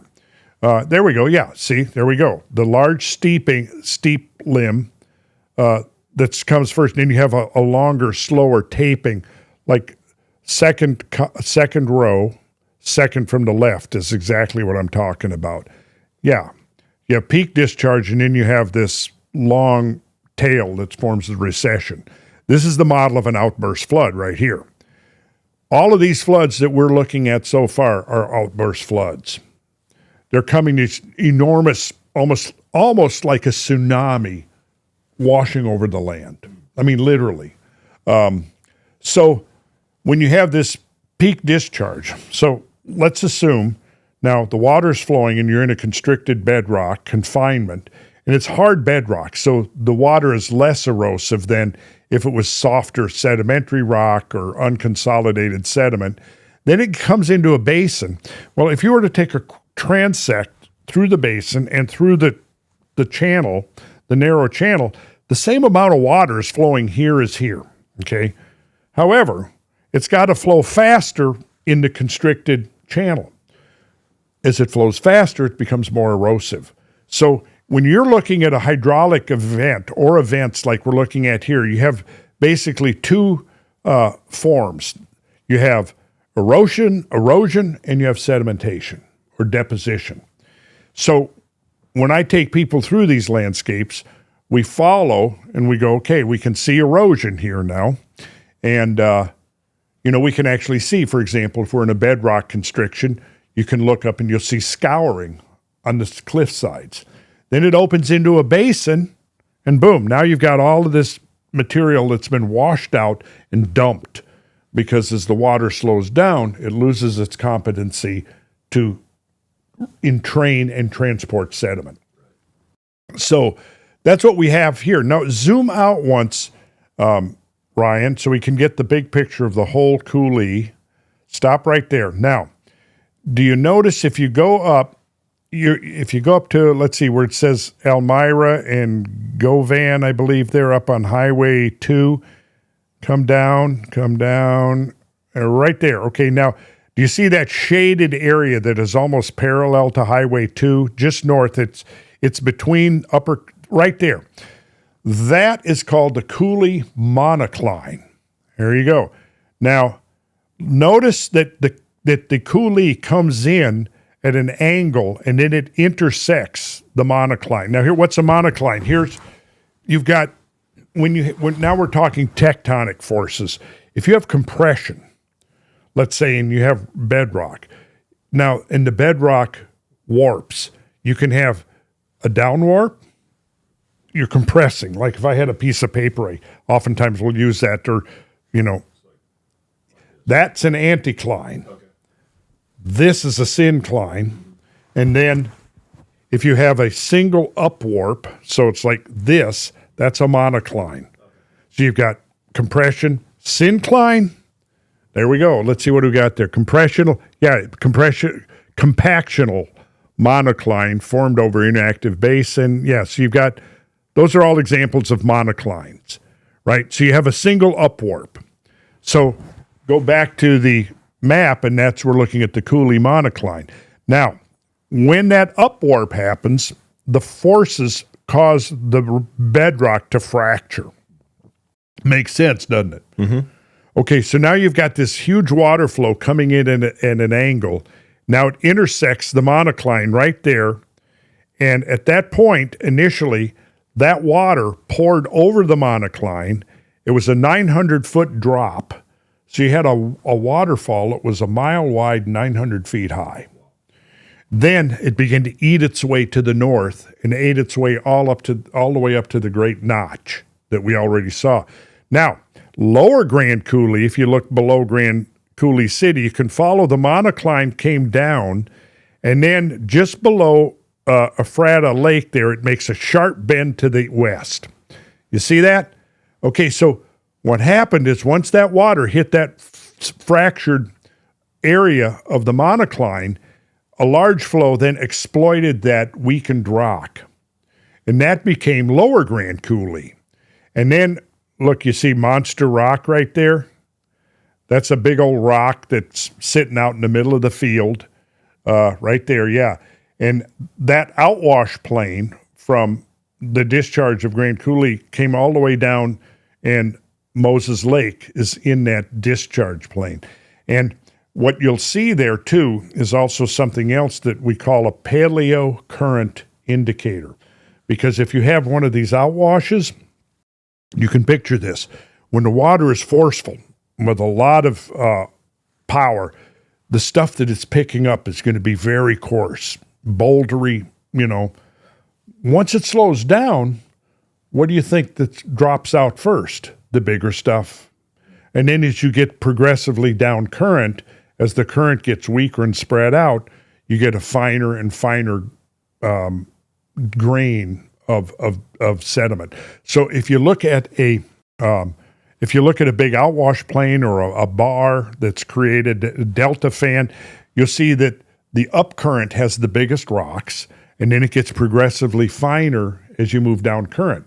So that's one way you call that a paleo current, the ancient current indicator. Because what I do, and when I take people out on these tours, is we like follow the routes of the flood. I've probably been over this landscape as much or more than anyone else in the world, actually. I mean, I've been over this back and forth over this landscape, I don't know, 30 times, 40 times. I've lost count. I've taken hundreds of people out. I've been on many geologist-guided field trips, and a lot of them have been really knowledgeable. I've come away with greater insight, but at the same time, I'm coming away with this thought: they're not looking at the big picture. Like they're thinking it's confined to this one region. They're not, for example, connecting anything that happened here with the drumlin swarm over by Lake Ontario. See, that's not happening yet. That's what I'm trying to get. We got to look at the big picture. How do you think, how do we push that forward? How do we, because it's so logical, it's so obvious, it makes so much sense when you're explaining it. And I'm with you. I agree with you, but it's like, it's on the same time, it's frustrating that this isn't public knowledge, So how do you? It needs to be public knowledge. Yeah. Because when we start talking about environmental change and climatic change and all of that, if you don't recognize this agency, and what we're looking at here, I think, is only like the most recent incarnation of these events. We're missing the major part of the big picture, right? And all of our, our conjecturing and surmising about things is going to be woefully incomplete until we start taking these larger events and realize that, the Younger Dryas and the termination of the last ice age is the most recent manifestation of events on this scale, but there have been others. Sure. Yeah. Of course, one of the things that I look at is, if you're using as a yardstick, is species loss. Yeah, I was just thinking that. Yeah. Just thinking that. Species loss is a direct result, the direct function of habitat loss. Habitat loss is going to be the direct result of catastrophic events. And we have to go back at least 3 million years to find species loss on the scale of the terminal Pleistocene, all the big creatures we were just seeing. And it devastated North America in a significantly much more impactful way than it did, say, Africa. Exactly, and because if we talk about Pleistocene mammalia, North America lost 3/4 of its megafauna. We define megafauna as 44 kilograms body weight, which is about 100 pounds. So North America and South America both lost about 3/4 of their mega mammals. Eurasia lost about 35%, and Africa lost about 10%. What does that tell you? It tells you that, if there was one place that probably was the least dramatically affected by these changes, it was Africa. And it was probably like the Eastern African highlands around Kenya and that area, the Great Rift Zone. That area, I think, was kind of a refugium, if you will. Northern Africa, I think, got blasted. The Nile River. Same thing. There were gigantic floods flowing north into the eastern Mediterranean, dated right there to the Younger Dryas, 12,000, 13,000 years ago. Several papers I've read, one of them was called, referred to it as the Wild Nile. Another paper's actually going back to the 1800s where they discovered freshwater, like Serrano fluvialis, I believe it's called. It was a type of freshwater mussel that lives, or snail, I forget which, that lives in the modern Nile. And they've found deposits of these guys 150 feet above the modern floodplain of the Nile. They've also found huge deposits in the eastern Mediterranean that looked like it was outwash from the Nile. So there were apparently major floods in the Nile River. Pretty much every river on Earth at some point, certainly all the rivers in I haven't found a single river in North America that's not underfit to its valley, its channel that it's flowing in. So, but when you get to some of these rivers, like the ones we've been looking at here, Grand Coulee and all, we're looking at direct discharge from the ice sheets. However, we can see evidence for gigantic flows and floods that were far removed from the ice sheets. So we can't blame it directly on rapid melting of the ice sheets. But, it has to be pluvial, meaning rainfall, extreme rainfall. Is there anybody that you think would be worthwhile to have a conversation with? I hate to call it a debate, but a discussion where you can bring your perspective of this and the all the information and data points and talk and have a conversation with somebody who's. Oh, I'm sure there's somebody. Give me some. If I start thinking about it, there's a small but growing list, and I've noticed that there's definitely a new generation of geology students. I've gotten quite a few contacts from, I'm enrolled in geology and, at such and such university, and what you're saying seems to make more sense to me than, I think it's happening. It's probably going to take another decade or so. Well, it could take a lot longer. All these things take so much time for people to change their minds about and to impact the establishment. It's like mind-boggling how long it takes sometimes. I know, but I'm really trying to. You are. The work that you're doing, you're like the biggest voice out there for discovering the truth about, and I get a lot of flack that, you're not a professional geologist. Well, okay, but, I started formally studying geology in the 1970s.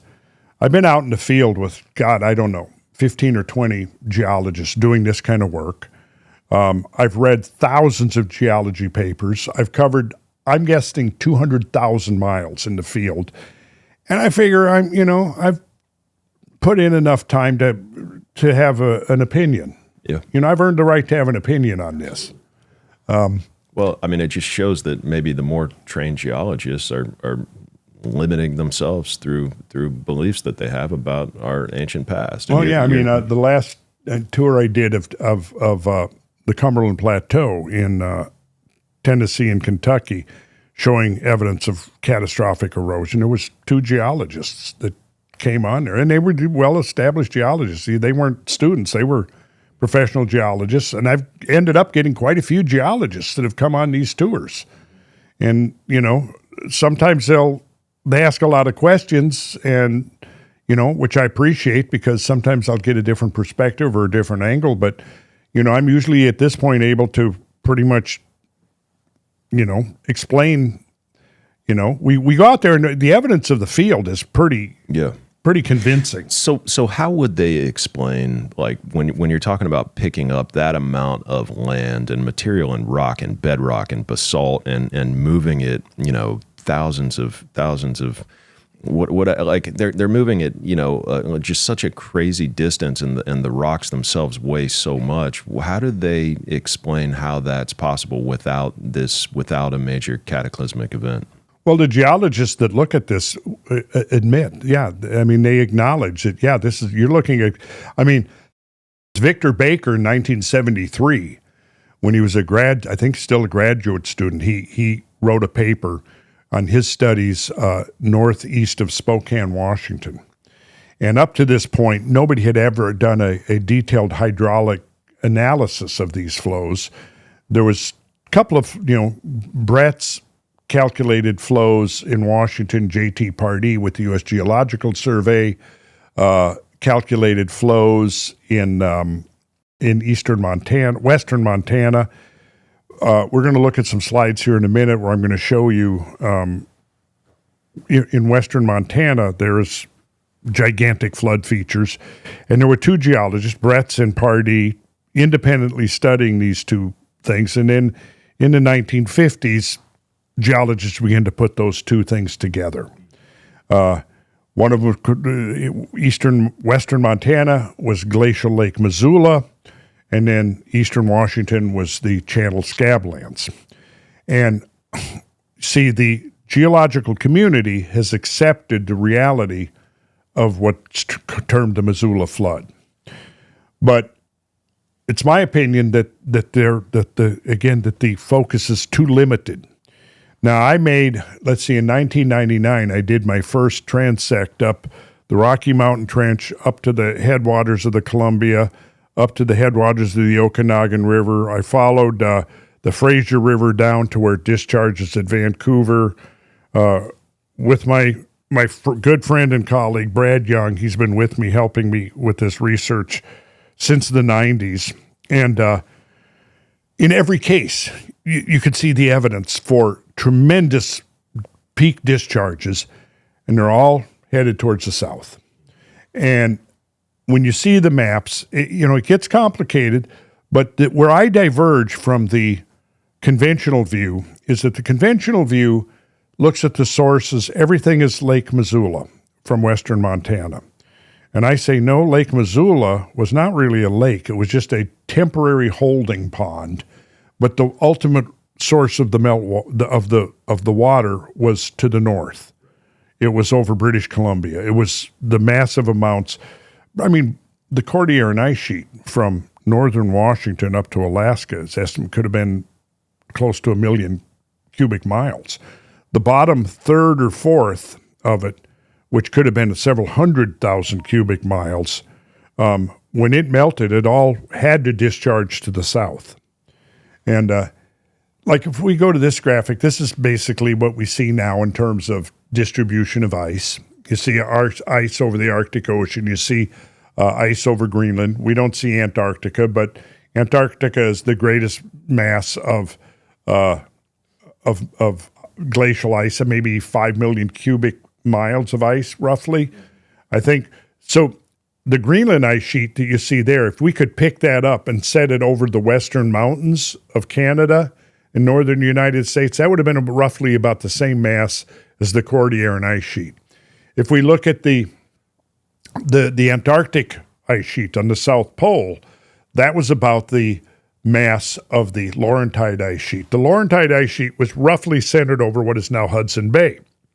And so that was where the ice was at least 1.5 miles thick. Well, with that much ice on the land, it compressed, called isostatic depression. And the analogy I always use, look, we're sitting on these cushions right here, right? So it's creating an isostatic depression. And if we stand up, then you have isostatic compensation. It rebounds, right? But as soon as we sit down, it compresses it.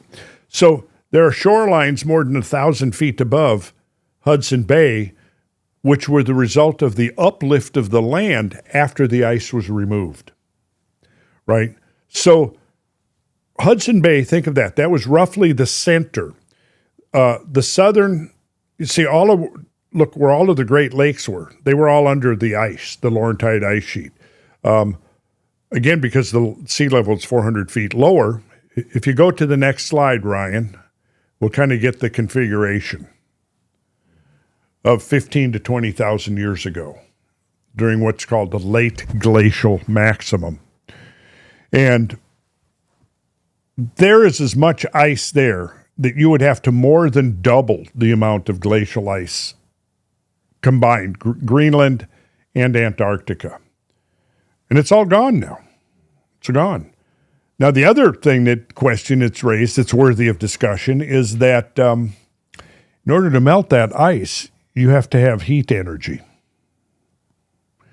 And we won't have time to get into it today, but in the early 70s, geologists were looking at this and climatologists. There was a group, there was 2 conferences held, one in 73 and I think one in 75, when after 20-some years of radiocarbon dating, it became apparent that the formation and disappearance of those ice sheets was way faster than anybody had imagined.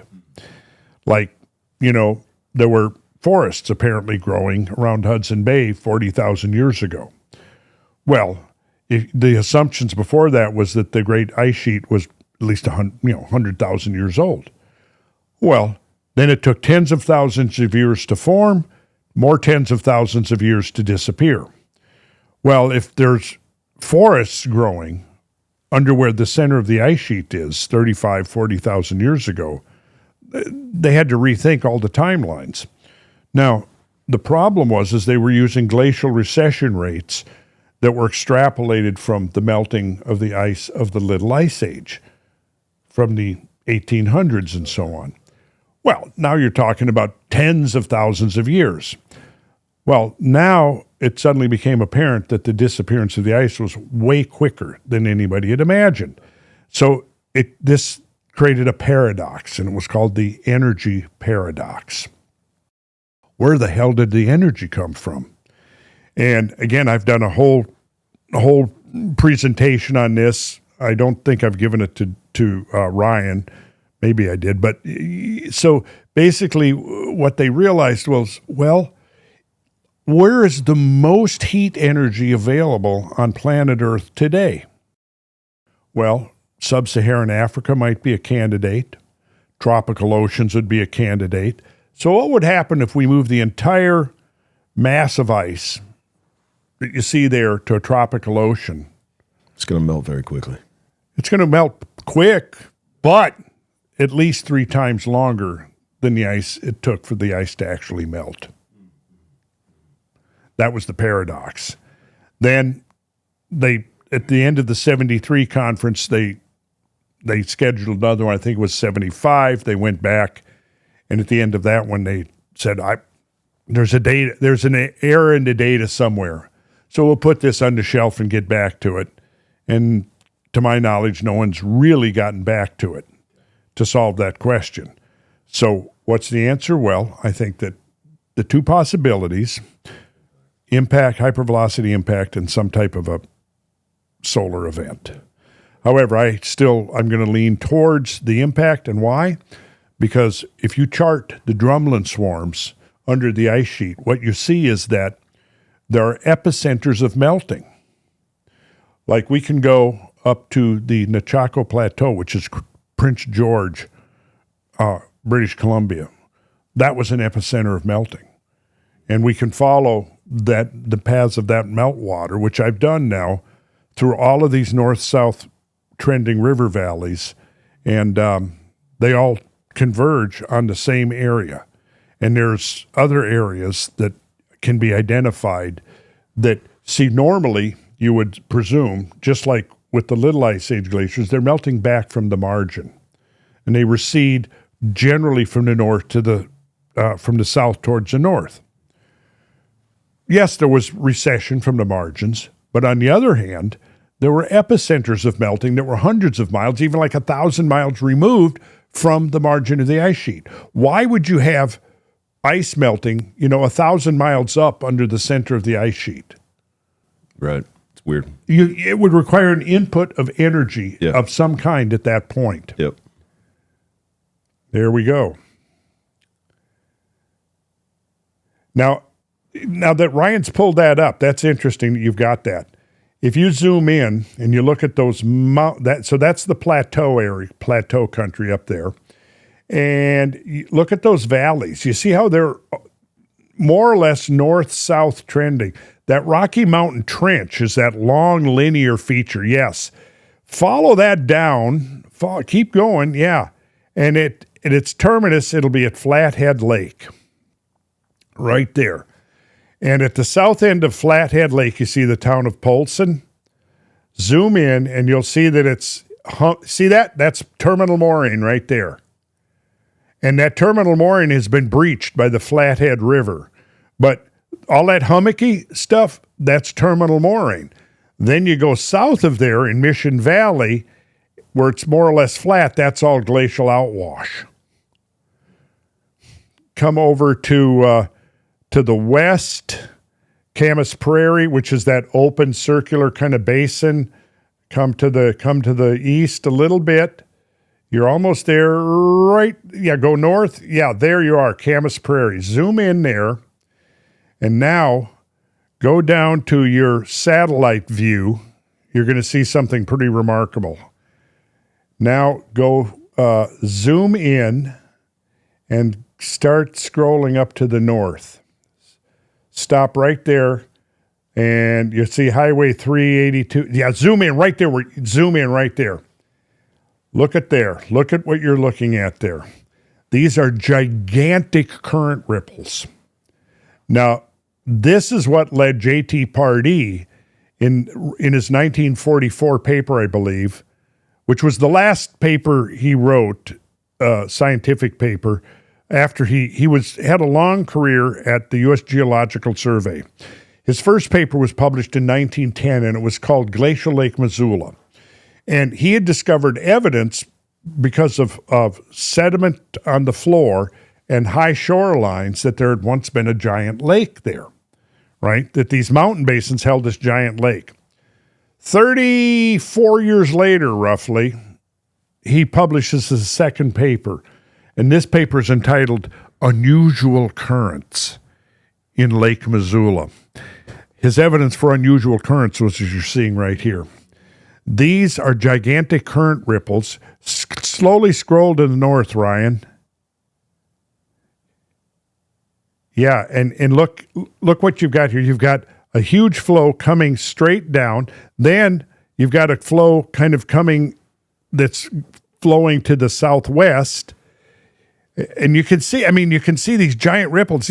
Some of these ripples are the height of a 5-story building. The wavelength is 300-400 feet sometimes. You have farms that are sitting in the troughs of those ripples, and you can't see over. Well, this was a gigantic flow that came from the north, obviously meltwater. And how do you explain this? Well, you can't deny that this is a gigantic flood that came through here. But again, what's not happening is that this flow is being correlated, say, with the giant flow that came down through Minnesota or North or South Dakota or farther east. Because, see, what we're seeing with LIDAR now is that there are giant ripple trains all over the place. I mean, we're beginning to see, it took J. Harlan Brett's 20 years or more traversing the eastern Washington to be able to map the scablands. What we can see now in an instant from satellite survey. Now, of course, we've got digital elevation models, we've got LIDAR, we've got ground penetrating radar, we've got all of these tools at our disposal that can increase our ability to perceive the planet. And what we're discovering is that the whole planet has engraved into it evidence of these gigantic catastrophic events. Things that we couldn't see a generation ago, we're able to see now. And so one of the things that I'm trying to do is trying to confer upon people the ability to see this stuff, to know that there's this epic story engraved into the surface of this planet that's been waiting 12,000 years to get deciphered. And now we're in this unique perspective where we can actually begin to put the pieces together.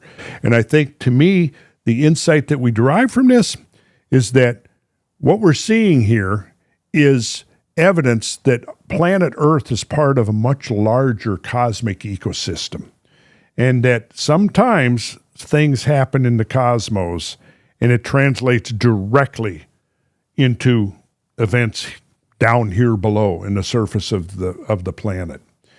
And to me, at this point, it's indisputable. How are you going to explain this? You can't. Go ahead, explain it with some means other than a gigantic flow. And I've been through here many times, and you can see the high shorelines on the mountainside. And they're 4,200 feet above sea level. 4,200 feet. The floor is 3,800 feet. 2,800 feet above sea level. The valley is 5 miles wide. Do the math.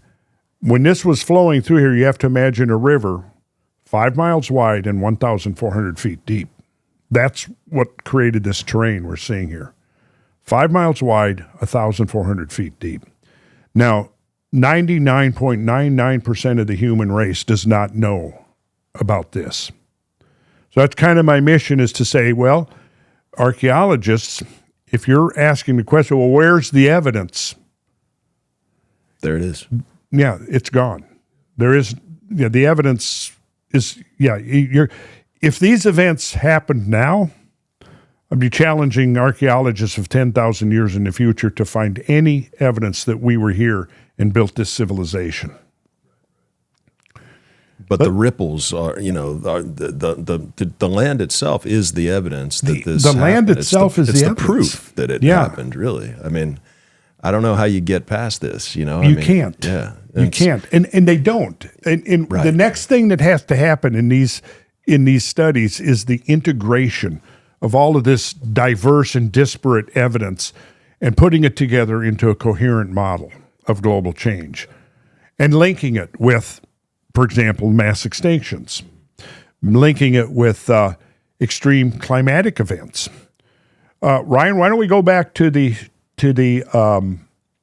slides? Oh yeah, one of my heroes, Herman Flown. He's one of the godfathers of modern climatology. Let's see what he had to say.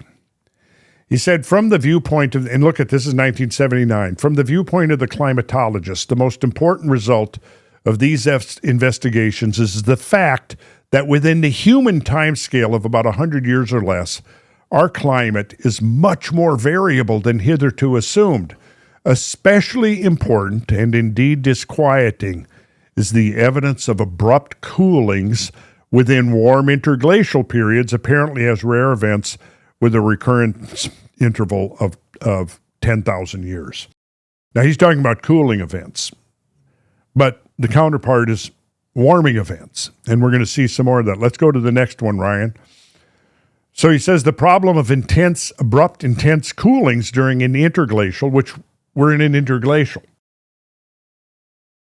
During an interglacial climate, similar to the present climate, resembles to some extent the Damocles sword hanging high above the globe and its inhabitants.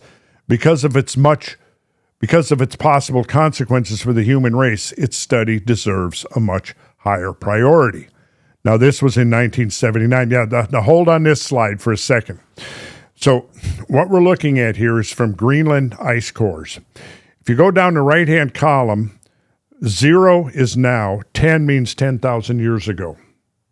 Over on the left, 0 is the ice surface, 1,500 means 1,500 meters down. Okay. Now, shifts to the left mean cooling, shifts to the right mean warming. Now, if you look at this, and of course, at one point, as it says here, look, the graph of the last 10,000 years of temperature change as preserved in Greenland ice cores shows temperature constantly and repeatedly warming and cooling 2 to 3 degrees Fahrenheit or more. In fact, just up from the bottom, you'll see a spike to the left. That's at 8,200 to 8,400 years ago. That was a spike of cooling that lasted about 200 years. If that happened now, our civilization would be extinct.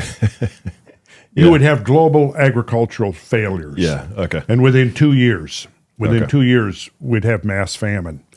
Shortly after that, because of weakened immune systems, we'd have pandemic diseases, the whole thing. Humans would survive. We survived that. However, we would be pretty much back to the Stone Age unless we created some kind of refuge or place where we could preserve, right? I feel like our civilization lives on as long as the power grid stays on. And you can keep the power grid on with a dramatically reduced human population, but as soon as you get something that gets to the point where you've got 2, 3, 4 days of just an inability to use power to operate everyday life, then there's really very little chance of getting those things turned back on and saving the civilization. If you can keep power on, you can save the civilization. But even if you have some dramatically crazy change in temperature, you lose food sources. You can still maintain your knowledge and your place as a civilization if you can keep the power on. Right. Yes, I would agree with that. Now, this is from ice cores that were extracted in the early 90s. Okay. I think this paper that we're looking at here was published in 93. And at the time, the question was, well, is this just a local or regional event, or was it global? Well, we're in a second, when Ryan goes to the next slide, we're going to see the Younger Dryas in there, which again, one of the question was, is this local, regional, or global? Well, pretty much the evidence is overwhelming now in favor of global. It was global in its extent. Now, it wasn't necessarily uniform everywhere about the planet, but it was definitely the signature of the Younger Dryas is global. Now, if we go to the next slide, now don't click it yet. What we're going to do is we're going to go down to the bottom of the ice core, and we're going to see something pretty amazing that needs to be part of the discussion about climate change. If you come to me and you start talking about climate change and the consensus and the science is settled, I say, get the hell out of here. You don't know what you're talking about, right? Okay, Ryan, let's go down to the bottom of the ice core. Wow.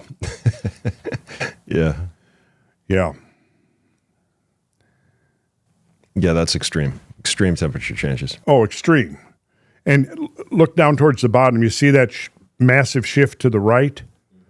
That's a period called the Eemian, marine isotope stage 5E.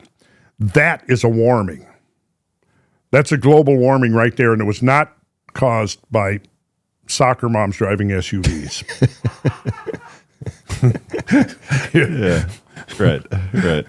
And that is how many years ago? What is the date on that? That goes back to 250,000 years ago. That's all the way to the bottom, 3,000 meters down. That's all the way to the bottom of the Greenland ice sheet.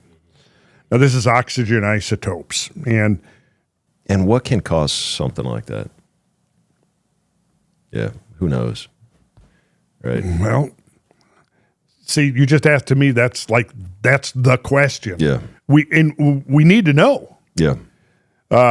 Now you can see the spasm that got us out of the ice age. There was a massive warming, then it cooled. That was the Younger Dryas. If we go to the next slide, I think we're zooming in on that. Let's go back. Pause. So, just how steady everything has been for the last 12,000 years is like, it's incredibly mind-boggling how just perfect the climate has been for humans to just take advantage of the earth. But if you go back past that, it's like there's the instability is just, it's mind-boggling, the change and just the peaceful kind of climate. I mean, you think about going back to a full glacial mode compared to now. Yeah. I mean, you had, at the end of the last ice age, you had armadas of icebergs, giant icebergs, flowing south along the east coast of the United States as far as Florida. So you go over, across the peninsula to the other side, from 12, 13,000 years ago, you could see huge icebergs floating to the south, melting as they flow, but yeah. I don't think we've seen. I mean, have you seen any icebergs off of? It's been a minute. Yeah, it's not in a little while. No. But is this the kind of chart that you would expect to see for all past or interglacial periods? Would you expect to see all interglacial periods be this calm if there wasn't some catastrophe that had happened? Well, okay, the good question. Now, one of the considered to be the modern analog, the analog for the modern Holocene was the Eemian, right? And the Eemian was apparently a period of extended warmth that was considered to be the analog for the Holocene. But that's the Eemian right there, that huge spike to the... So it's now recognized that the Eemian was a lot more variable than the Holocene. The Holocene has been unusual. It's like what it's done is the relative stability of the Holocene has given us this window of opportunity within which we have created modern civilization. If any of that happened now, forget it. Yeah. Forget it. Yeah. Yeah. Yeah, it's over. We're back to little villages. And see, one of the things that's frustrated me is, when I was quoting Herman Flown there from 1979. Now it's 79, early 80s when I was reading and learning about this that, oh, wow, climate has really changed dramatically. So then in the early 90s when I heard, okay, they're actually forming a major organization, the Intergovernmental Panel on Climate Change, to study, just like Flown said, its study deserves much higher priority. That's what he said we need to know of course, we didn't have this detailed then, but we already knew enough to know that there had been these extreme changes. So I thought, okay, yeah, this is exactly what we need. Well, then the first report comes out and I start learning more about the IPCC and I realize, wait a second, this isn't really about the science of climate change, this is about the politics. And they're already given a preordained outcome. And from that point on, there was a selective study. And, in some of my other shows that I put together, I've got the quotes, the charter and everything saying directly, the whole point of this is to show the human influence.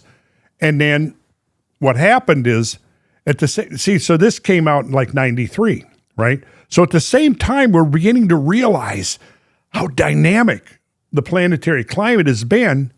All of a sudden now politics intercedes and goes, okay, we're going to focus on human climate change. And if we're going to ignore, for the most part, natural climate change, because that's going to detract from the preordained conclusions that humans are at fault here. And we want to focus all of this on human activity and so forth. And it's carbon dioxide. And we could spend, I wrote a 90-page essay on carbon dioxide where I've just gone into all aspects of carbon dioxide and the narrative. We're at low levels right now is the punchline there. In terms of Earth history, yeah, we're at low levels, very low levels. In fact, you could even say, here's another fact.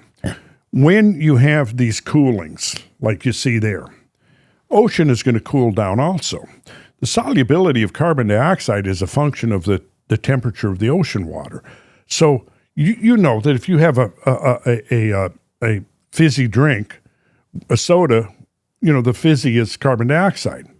If it warms, the carbon dioxide just outgasses, right?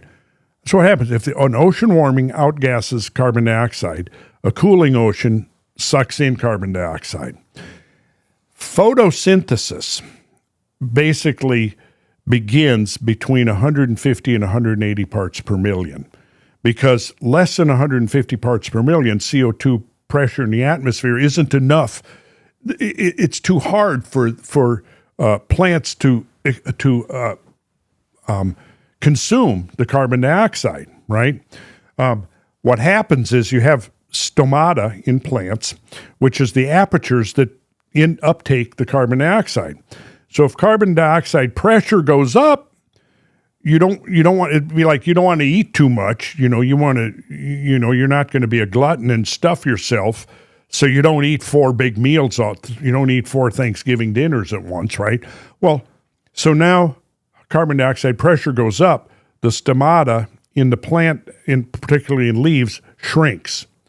When it goes down, it's grasping for more carbon dioxide when the pressure goes down, so the stomata open up to try to bring in more, right?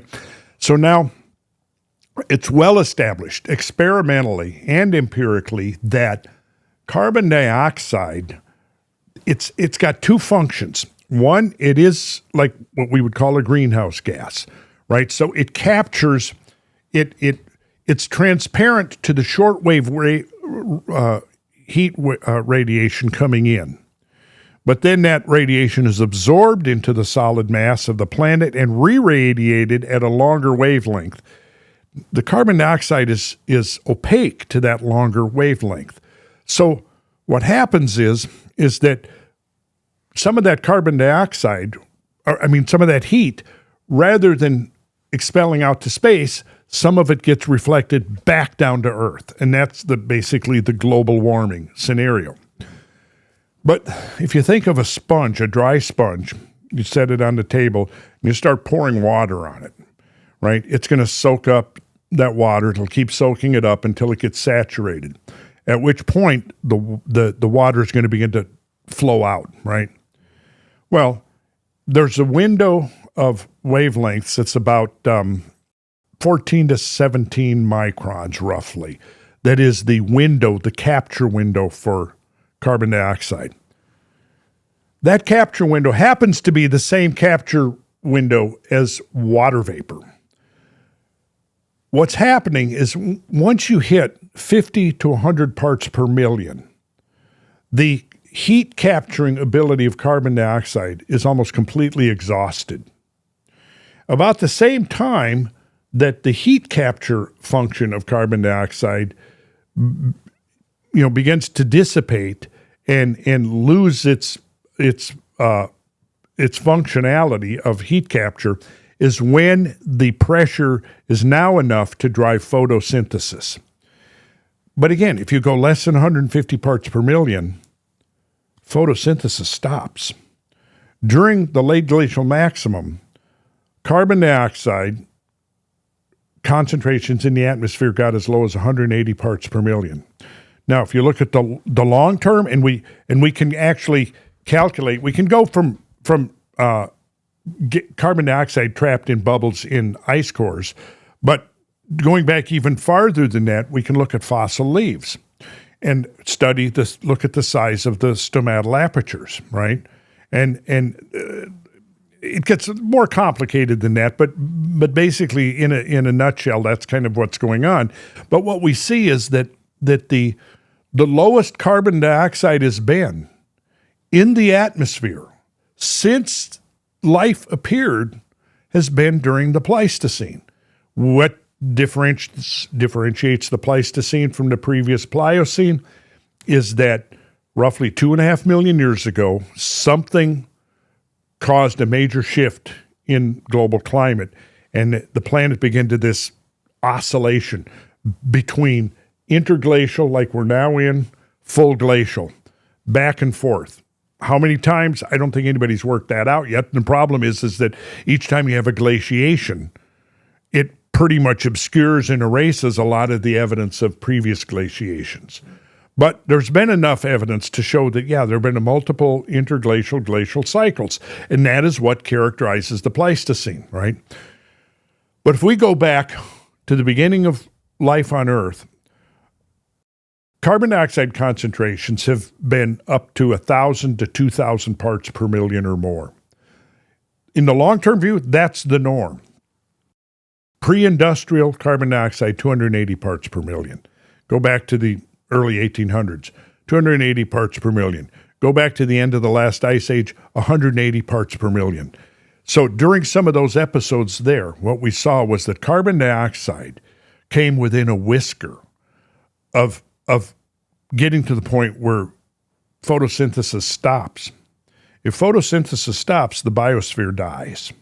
Now, depending on your perspective, if you look at the long-term perspective, you could say, well, we're actually in a carbon dioxide drought. And for most of life history, it's been double, triple, quadruple what it is now, with no apparent, bad effect on life. In fact, some of the times when life has been most prolific is when the carbon dioxide has been the greatest. We also see that going back to 30, 40 years ago,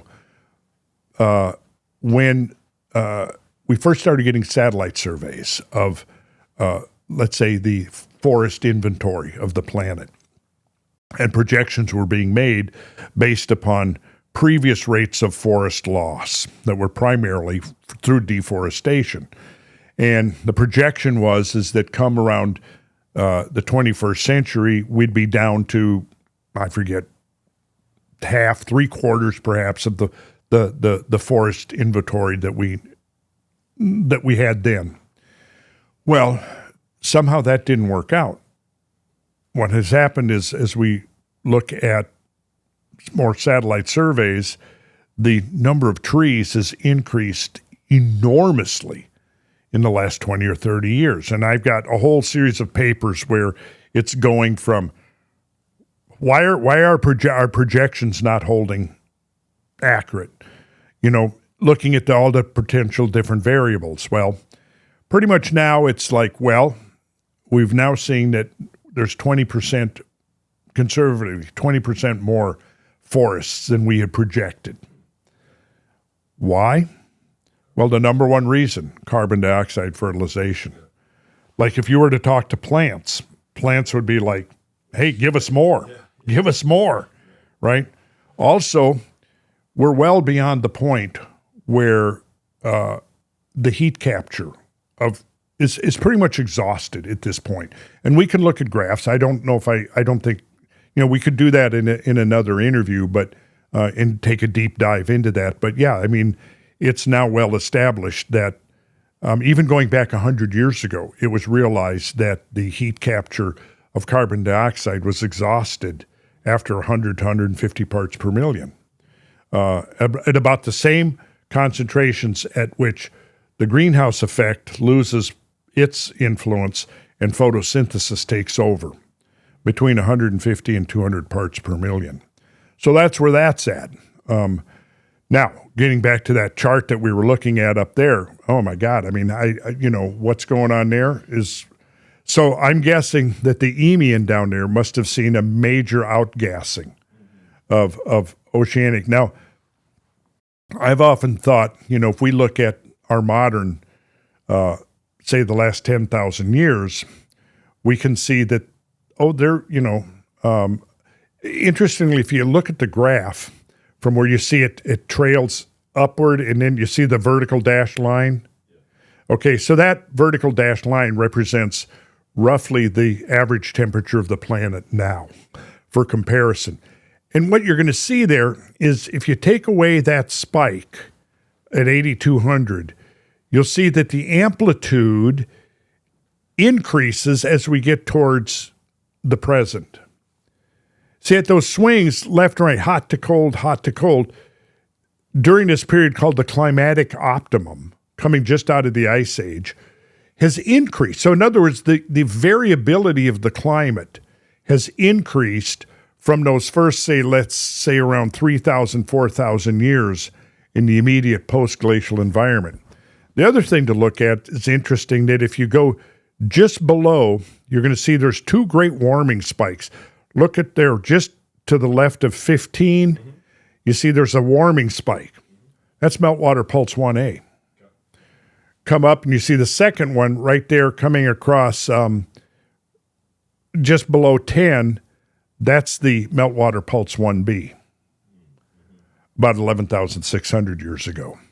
And then that full shift to the left where it's got cold really rapidly, that is the Younger Dryas.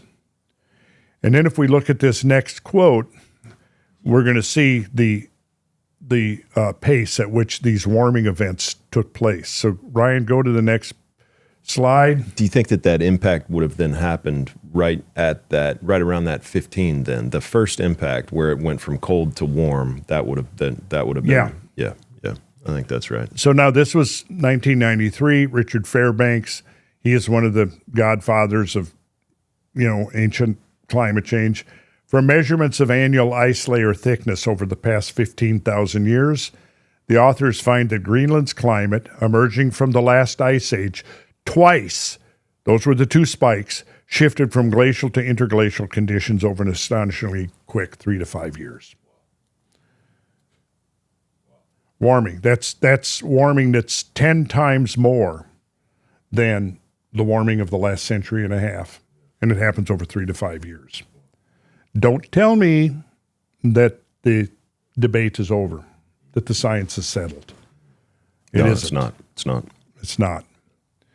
How do you explain that? It's a challenge. Let's go to the next one, Ryan, and see where we're going here. Oh, yeah. So here we go. This is honing in on that shift out of the Ice Age. 2 extreme global warming events at the end of the Great Ice Age. And notice if you go down just below 15, and you see it's squiggling left and right, if you were to draw a line from there, you'll see where the trend is towards the warming as you're coming out of the Younger Dryas at 11,600. You see that it's cool and then it's warming. And when you get to 10,000 years ago, it's pretty much Holocene warmth. But if you draw a line along that trend, you can almost see that the warming would have started back at 15,000 years ago, and then something interrupted it. Something interrupted it. And this was whatever occurred then. And it's within those 2 warming spikes that the mass extinction took place. Would we even have come out of the depths of the Ice Age if it wasn't for this event? We'd probably still be in it. Yeah. Something happened. We came out of the Ice Age.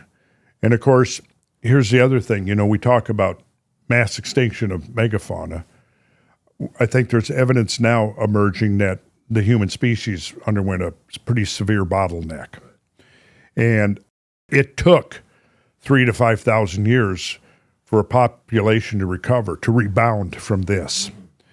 And I think that can explain why we begin to see, then say 8,000 to 10,000 years ago, we see the shift from foraging, nomadic hunter-gathering, to a more sedentary agricultural lifestyle, right around there, where it finally stabilizes, more or less.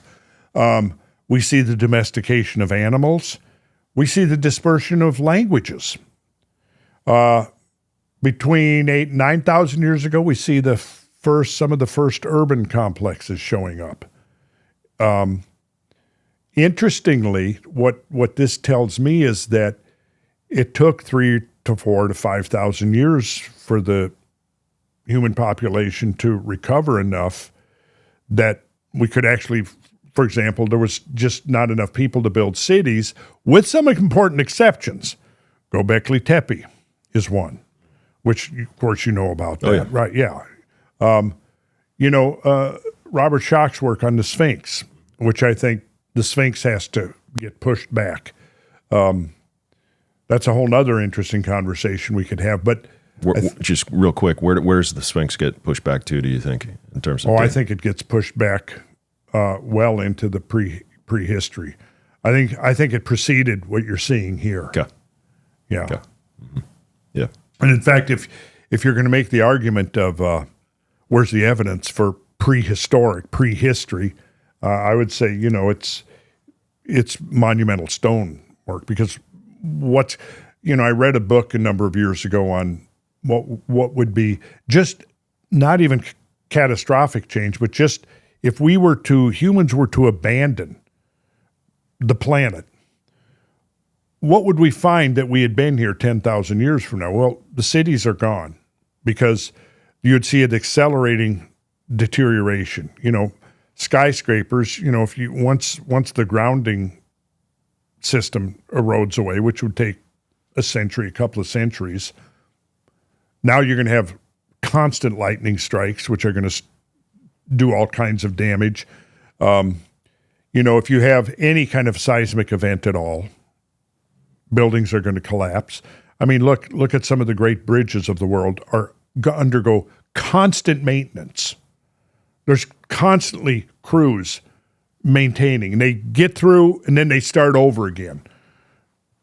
If that ends, well, now the steel girders and I-beams and stuff, they rust away within a few centuries.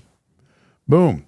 What's going to be left in 10,000 years? Well, in this book, they concluded that two things that might indicate to future archaeologists would be the Great Pyramids and Mount Rushmore. What else? Well, if we build something out of megalithic stones, but we don't, you know, and this raises another interesting question. You know, I've been a builder for years, and, you know, if we get more than a half a ton or ton, which we can still manage manually, but any more than that, you know, we're going to bring in heavy equipment, right? We're not going to try to move even a ton. You know, yeah, we can in place a 2,000 pound I-beam using manual techniques, and we've done it, you know, but anything above that, yeah, we're not even going to attempt it. We're going to bring in heavy equipment, right? Now, you know, we build with stone, but now mostly it's veneer stone. If it's structural stone, typically start looking at buildings, you know, 19th century, early 20th century built out of structural stone. You know, you're looking at blocks that might weigh 100 to 200 pounds. Why don't we build with stones that are 10 tons or 20 tons or 50 tons? Because it would be totally uneconomical, right? Well, what it would be true for our modern civilization would be 10 times more true for ancient cultures. Yet we find all over the world examples of megalithic stonework. Okay, now we're supposed to believe that this is hunter-gatherers, that these are nomadic foragers that are, you know, or subsistence farming, that on their leisure time they're quarrying 20-ton stones, transporting them sometimes hundreds of miles. And okay, we could surmise, okay, there's this one tribe and they were insane, and for whatever reason they were obsessed with quarrying big stones and moving them over the land. And but when you find it over and over and over again, yeah, I just don't buy it. I don't buy that this is all just the result of nothing more than manual labor.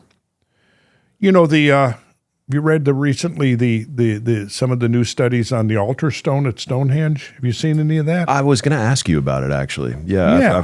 I've seen a little bit about it. Oh, yeah, you mean you're looking, what is it? Was it 6 tons or 12 tons? It came from like the Orkneys up in northern Scotland. At least 450, 460 miles, that stone had to get transported down to southern England. And, you know, the archaeologists that have been looking at it, I read several articles by them, interviews, and they'll say things like, well, obviously, and it's, you know, they thought that it was one of the typical bluestone rhyolitic stones that came from Wales, until they took a better look at it and they realized, no, this is actually a third. It's not the sarsen stones that make the big outer rings or the horseshoe, the horseshoe trilithons. It's not the blue stones. It's something different. So they look in their database. Archaeologists have this database that they've been compiling for years, And it's all the different types of rocks that have been studied and where you can find them around the world, right? Forget what it's called. But so they studied this and they found that that the exact match was these rocks up in northern Scotland, up around the Orkneys. So then now you had to transport this multi-ton stone 450 to 500 miles. If it's overland, well, now you're going over mountains, across rushing rivers, through thick, dense forests, and then, or you might take it by sea. Then that raises questions about what kind of seafaring craft would they have been using 5,000 years ago, transporting over the North Sea, which is well known for being, the storms and stuff on the North Sea. I mean, so whether it was by sea or by land, it would have been an extremely challenging thing to undertake. The archaeologists are going, well, they must have had a compelling reason. Well, yeah, but what's interesting to me is, well, the unique properties of that particular stone, which is very high in metal, that's why they were able to easily identify it, is because the only other place they found that type of rock was, again, up by the Orkneys. And one of the metals, and don't ask me why, because I haven't thought about this long enough, but it was very high in metals, and one of the metals was barium. Why? I don't know. But the question that was raised by the archaeologists was, well, why would they do this? There must have been a compelling reason. Well, maybe the compelling reason had something to do with the composition of the stone. However, now you think about this. You would transport this stone with must have been a great deal of effort, 450, 500 miles, and you set it up in the center of this monument, and it's on the midsummer sunrise axis. So on that morning when the sun rises over the heel stone, the rays of sun shine right through the apertures of the sarsen stones and shines on this altar stone. Now, why would they do that? Well, it was a religious ceremony. No, there's got to be more to it than that. See, and of course, now you've got, number one, to quarry some of those big sarsen stones that made up the trilithon. We're looking at what? I don't know, 15, 20 tons?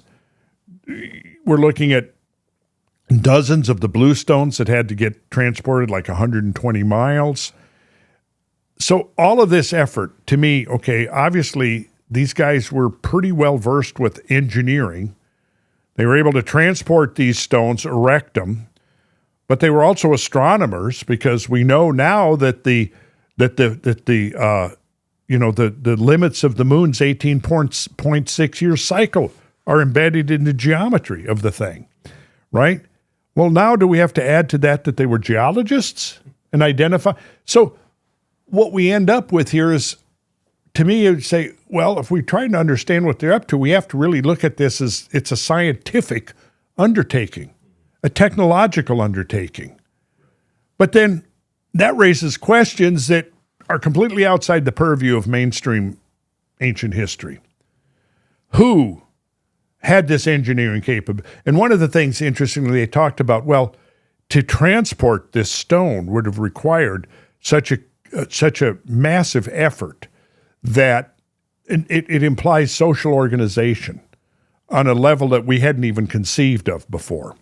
So you're looking at high levels of social organization, engineering skill, astronomical skill. I also think that we could make a strong argument that they were mathematicians and geometricians, because we see that there is actually a geometric proportions and so forth embedded in there within a few inches. That to me is, can we just dismiss this as coincidence? So when you put all of that together, it just doesn't fit. It doesn't fit. So what's the answer? I don't know. Other than the possibility that there's a whole lost history of the human species on this planet. And one reason that they're primarily lost is what we've just been seeing here, this dynamic nature of the planet. And to me, it raises questions about how deep and how far back does this technological and or scientific knowledge go? And we've been talking about these great mega floods, right? That is one of the most ubiquitous of all stories and legends found around the planet, right? Over 100, 120 at least documented from different cultures have stories that, counterparts to the biblical story, whether it's Utnapishtim or Xisithris or Manu or Kukulkan, or the list goes on, right? These culture heroes that survived this great flood. Well, let's go on here for a second. Global mega floods, origin of the worldwide deluge myths. Let's just start, Ryan. I've kind of forgotten where we're at here. Oh, yeah, okay. 1815, one of the early geologists wrote this very interesting paper on the revolutions of the Earth's surface, transactions of the Royal Society of Edinburgh. It doesn't mean, trans. Like the word has come to me now, apparently, in a lot of them. Right. Yeah. Transactions of the Royal Society of Edinburgh. And he was right on the money with this. The facts brought forward in the following paper, according to my view of the subject, clearly indicate the operation of immense torrents. Now, this was his studies over the British Isles and over Europe, right? Now we're going to jump forward in the next slide. This is a 1999 preliminary remote sensing assessment of Pleistocene cataclysmic floods in Central Asia. It was a paper presented at the Lunar and Planetary Science Conference number 28. Recently identified Pleistocene flood features in the Eurasian continent indicate that planetary scale movement of water has been a major agent in shaping the landscape of our planet. You can look at that planetary scale movement of water. Yeah. Let's go to the next one. This is great. This is George Catlin. He was the well-known Indian artist who spent the better part of his life traveling and living amongst Indian tribes in North America and Central America, maybe even in South America. This was his last book, Last Rambles Amongst the Indians of the Rocky Mountains and the Andes, right? And this is good. Of 120 different tribes, which I have visited in North and South and Central America, every tribe has related to me, more or less distinctly, their traditions of the deluge, in which 1 or 3 or 8 persons were saved above the waters, on the top of a high mountain, and also their peculiar and respective theories of the creation.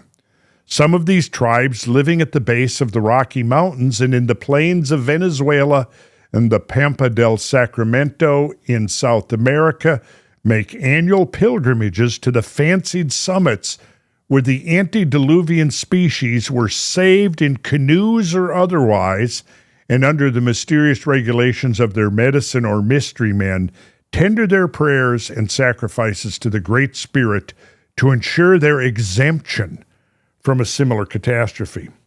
Now, regular historians or anybody, the mainstream, they say, well, obviously, there must have been missionaries that, they came and they told them the story of Noah, and then they grafted this on to their theology, and it became a central part. Problem was, many of these tribes, Catlin was the first white man they'd ever seen. They didn't hear it from missionaries. They had their own independent traditions. Next slide, Ryan. How far these general traditions of a flood relate to a universal deluge or to local cataclysms, of which there have evidently been one or more over portions of the American continent, or whether there has been a universal deluge and at what period, it is difficult to determine. One thing, however, is certain. The Indian traditions everywhere point distinctly to at least one such event, and amongst the central and southern tribes, they distinctly point to 2 such catastrophes, in which their race was chiefly destroyed. and the rocks of their countries bear evidence yet more conclusive of the same calamities, which probably swept off the populations in the plains, and as their traditions say, left scattered remnants on the summits of the Andes and the Rocky Mountains. Amongst all these tribes, as well as amongst the present Mexicans and the numerous tribes to the north, even to the Kiowas and the Comanches, I have found distinct traditions of 3 successive cataclysms, 2 by water and 1 by fire. And in the rocks and mountains, both in the West India Islands and on the Mexican coast, as well as in Yucatan and its ruins, I have found from chemical and geological tests undeniable evidences of the same catastrophes. Now, of course, this was completely ignored by geology, which, subsequent to this, Lyellian uniformitarianism became the primary dogma of geology once it became an academic discipline in the late 1800s. And at that point, all references to great floods, deluges, catastrophes was expunged from the curricula. Why? Well, it was only a few generations earlier that science had been able to finally dominate over a strictly theological or biblical interpretation. And they say, we're not going to compromise our hard-won, supremacy over the biblical doctrine by going back to, deluges and floods and all of that. And this is why in the 1920s, when Harlan Bretz first proposed these great floods out in the Pacific Northwest, they didn't want to hear about it. And it took 25 years before they finally acknowledged and admitted that, Bretz was right. But they imposed upon that an explanation that I think basically straitjacketed any further interpretations of what caused this flood. And this is a satellite view here of the Channel Scablands. This is the Columbia Basalt Plateau. You might see Upper and Lower Grand Coulee. And notice that sort of arc-shaped, darker area to the west of Grand Coulee. You see that?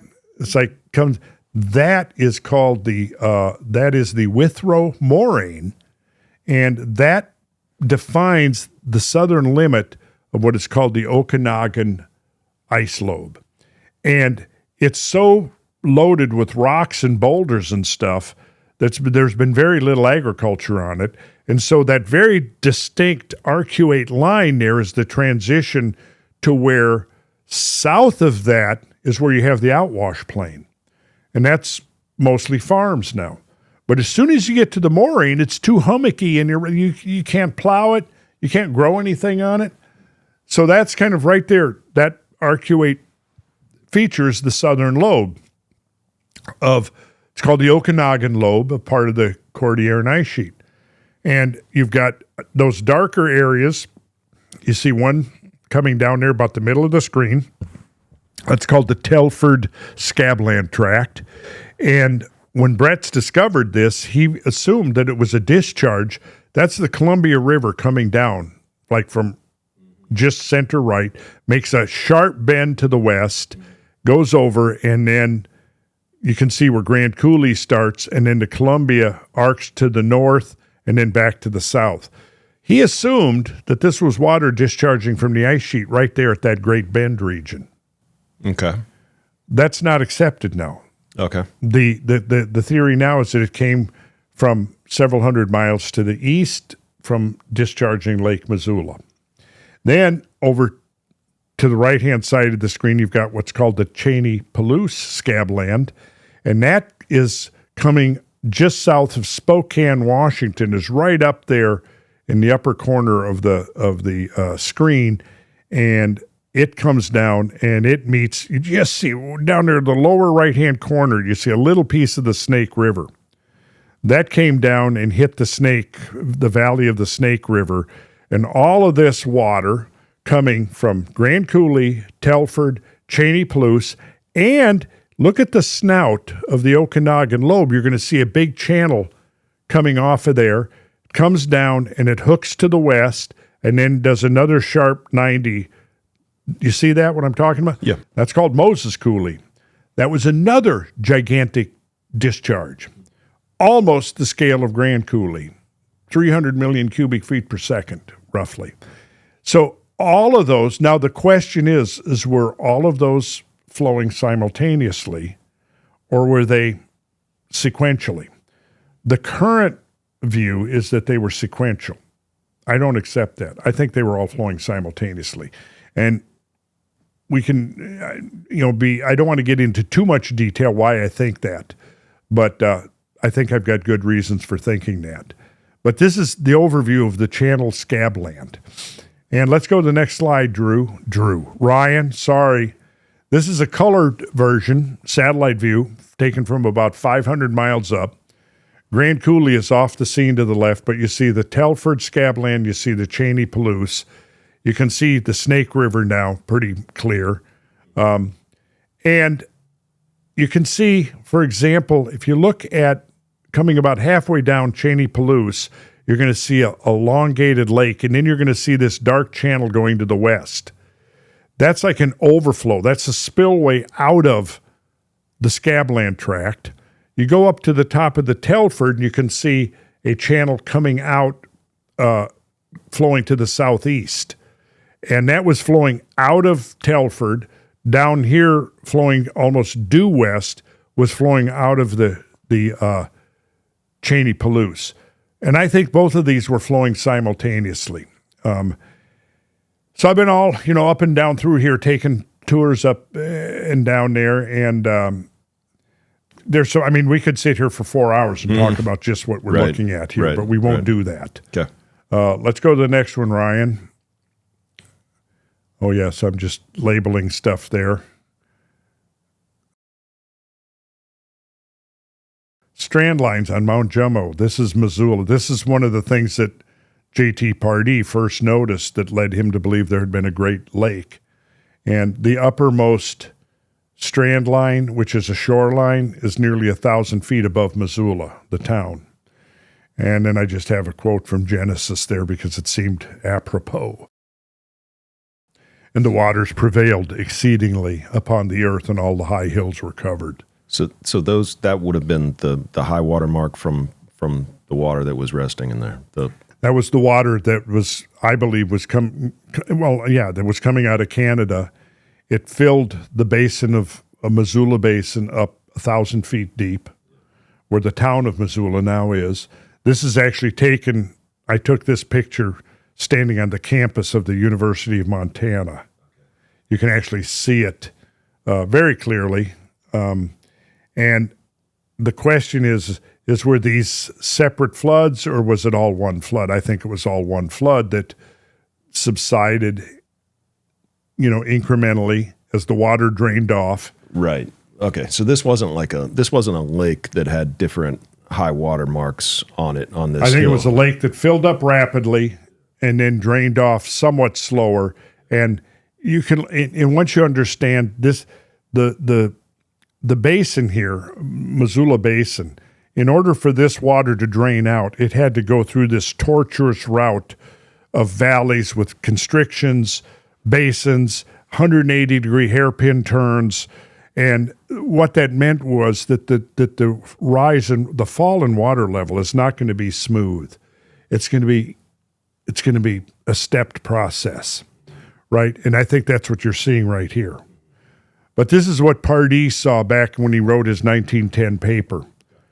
Thought the strand lines and then looking at the floor of the valleys had layered deposits like you would expect to have occurred in a lake.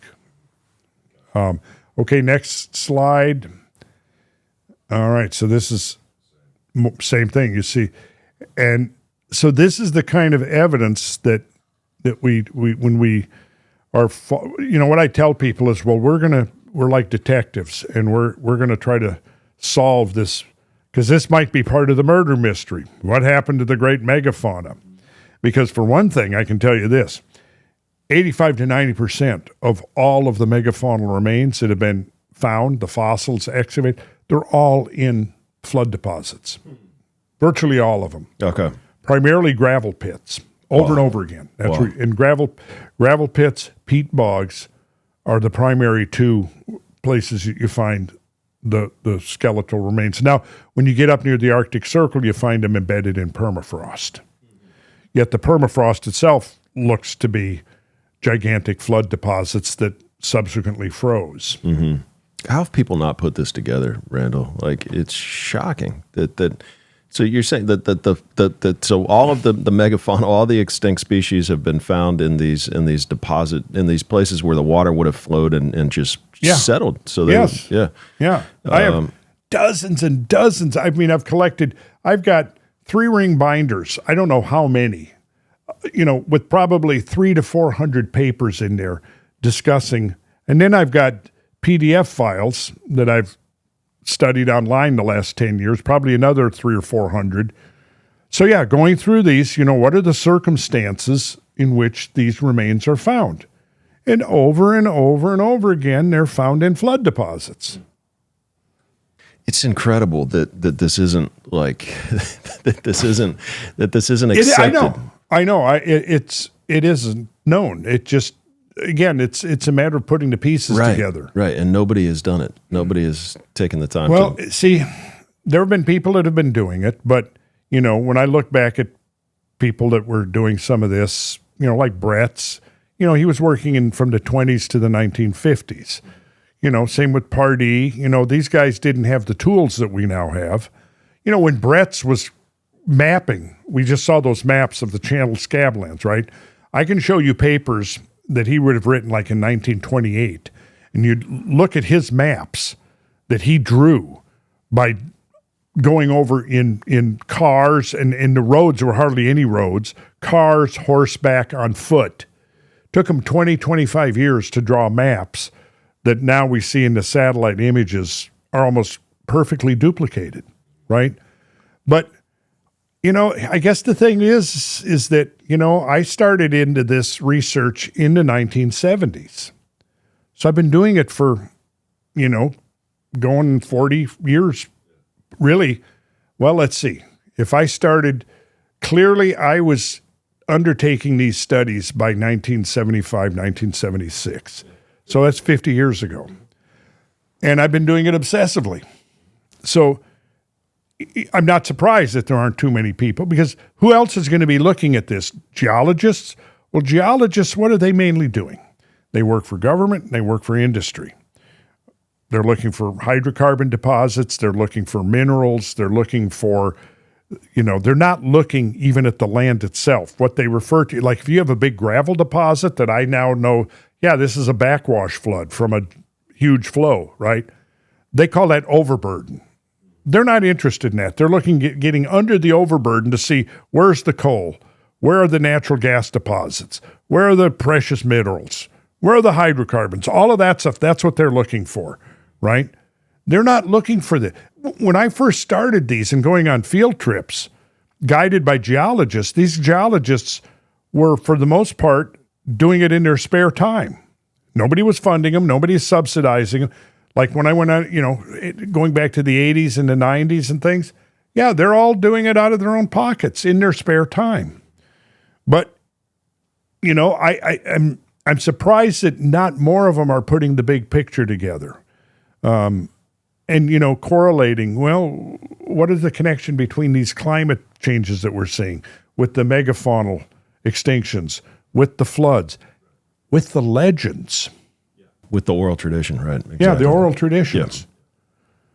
Yeah. Wanted to ask you about this discovery of this civilization from Southeast Asia that was 40,000 years ago, was deep sea fishing and catching sharks and catching tuna, and that we have hooks, we have remnants of the fish that they caught, we have some remnants of the boats now. It's like, of course, if we were building, of course, Gunung Padang could be man-made 26,000 years ago if this was happening 40,000 years ago. It's like. No, you said remnants of the boats. Do we know what were they? Wood, yeah. Wood boats. Yeah. I think primarily wood, I think, is what they've found. Ryan, you might be able to pull up that article, but yeah, there you go. Advanced boats 40,000 years ago.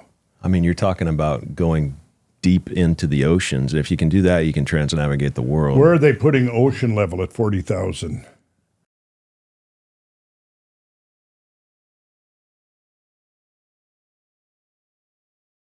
Deep sea fish such as tuna and sharks, as well as fishing hooks, gorges, and net weights. So they're using nets, they're using ropes, they're using hooks, they're creating boats that go deep into the ocean. I mean, this is all very new news. That's like, I don't feel like this has gotten enough attention yet, because I mean, if people are doing this, composite materials held together with plant-based ropes for open sea fishing. If so, then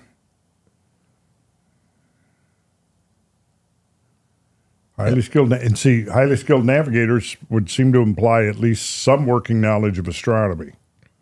for sure. Yeah, I had read a number of articles from recent years about, the settling of various islands, including, Malta and some of the islands in the Mediterranean, which have gone back 50,000 years ago and would have seemed to obviously imply that they had some seafaring capacity. Rather than, like they just said there, rather than just like kind of almost drifting accidentally on a raft or something. Right. But yeah, that kind of brings us back to the idea of if they could, that navigational skill, it wouldn't have been out of the question that they could have, in my mind, sailed across an ocean, especially if they knew of intermediate islands. And, in the Atlantic, once you sail out of the Straits of Gibraltar, you've got Madeira right there. And then beyond that, you've got the Azores. And during the Ice Age, the Azores would have been much larger because of lowered sea level.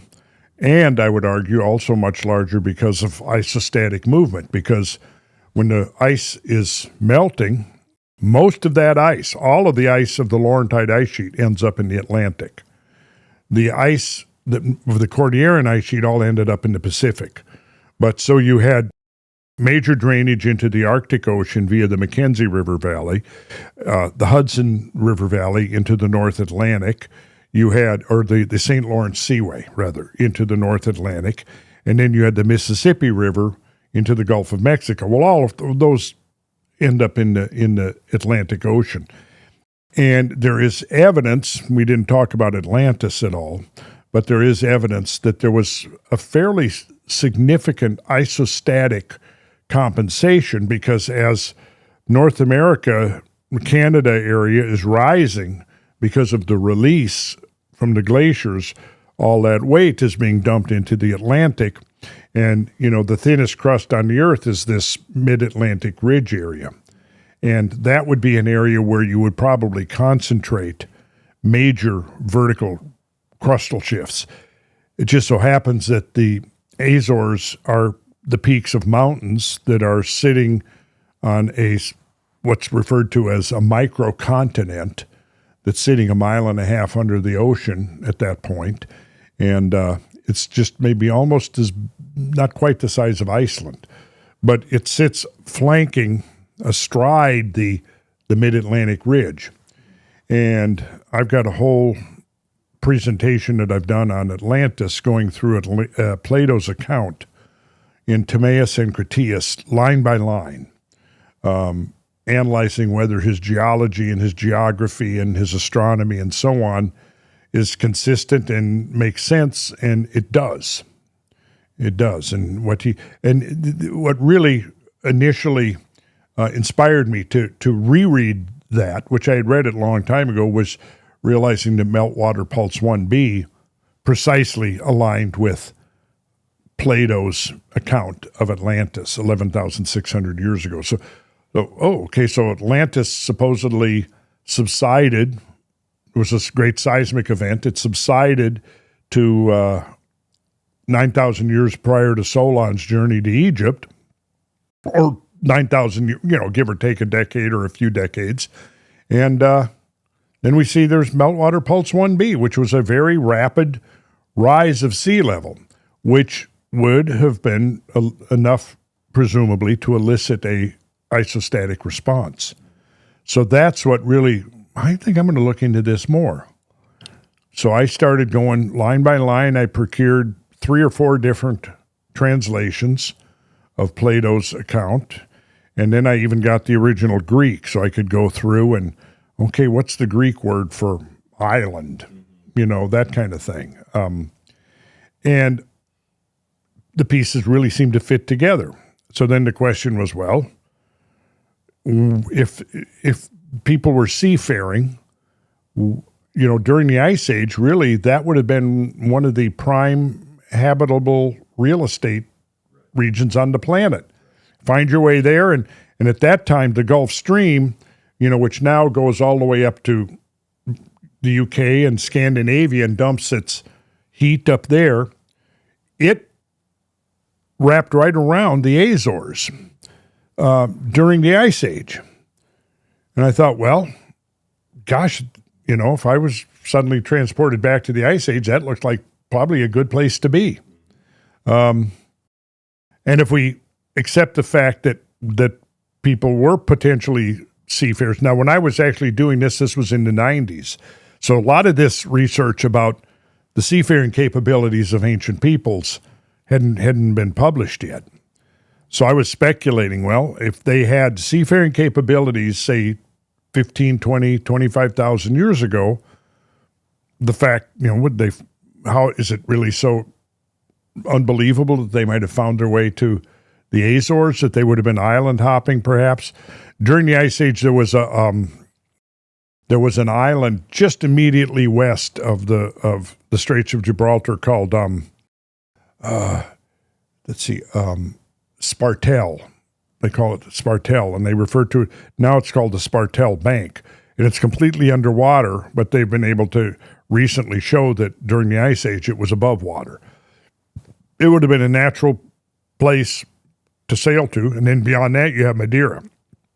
And then beyond that, when Ryan's back, we could actually even have him pull up Google Maps. You'll be able to see for yourself. Oh, look at there. Yeah, there it is. That's it. Spartel Paleo Island, high-resolution bathymetry. So that's a sunken island right there.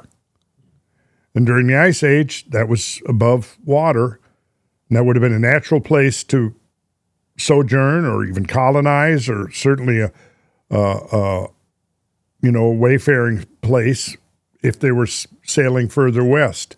And where is this exactly now then? Well, there it is right there. So, yeah, once you've traveled through, you hit that. And they're theorizing that could have been the origin of Atlantis. Okay. Personally, I think it was the Azores.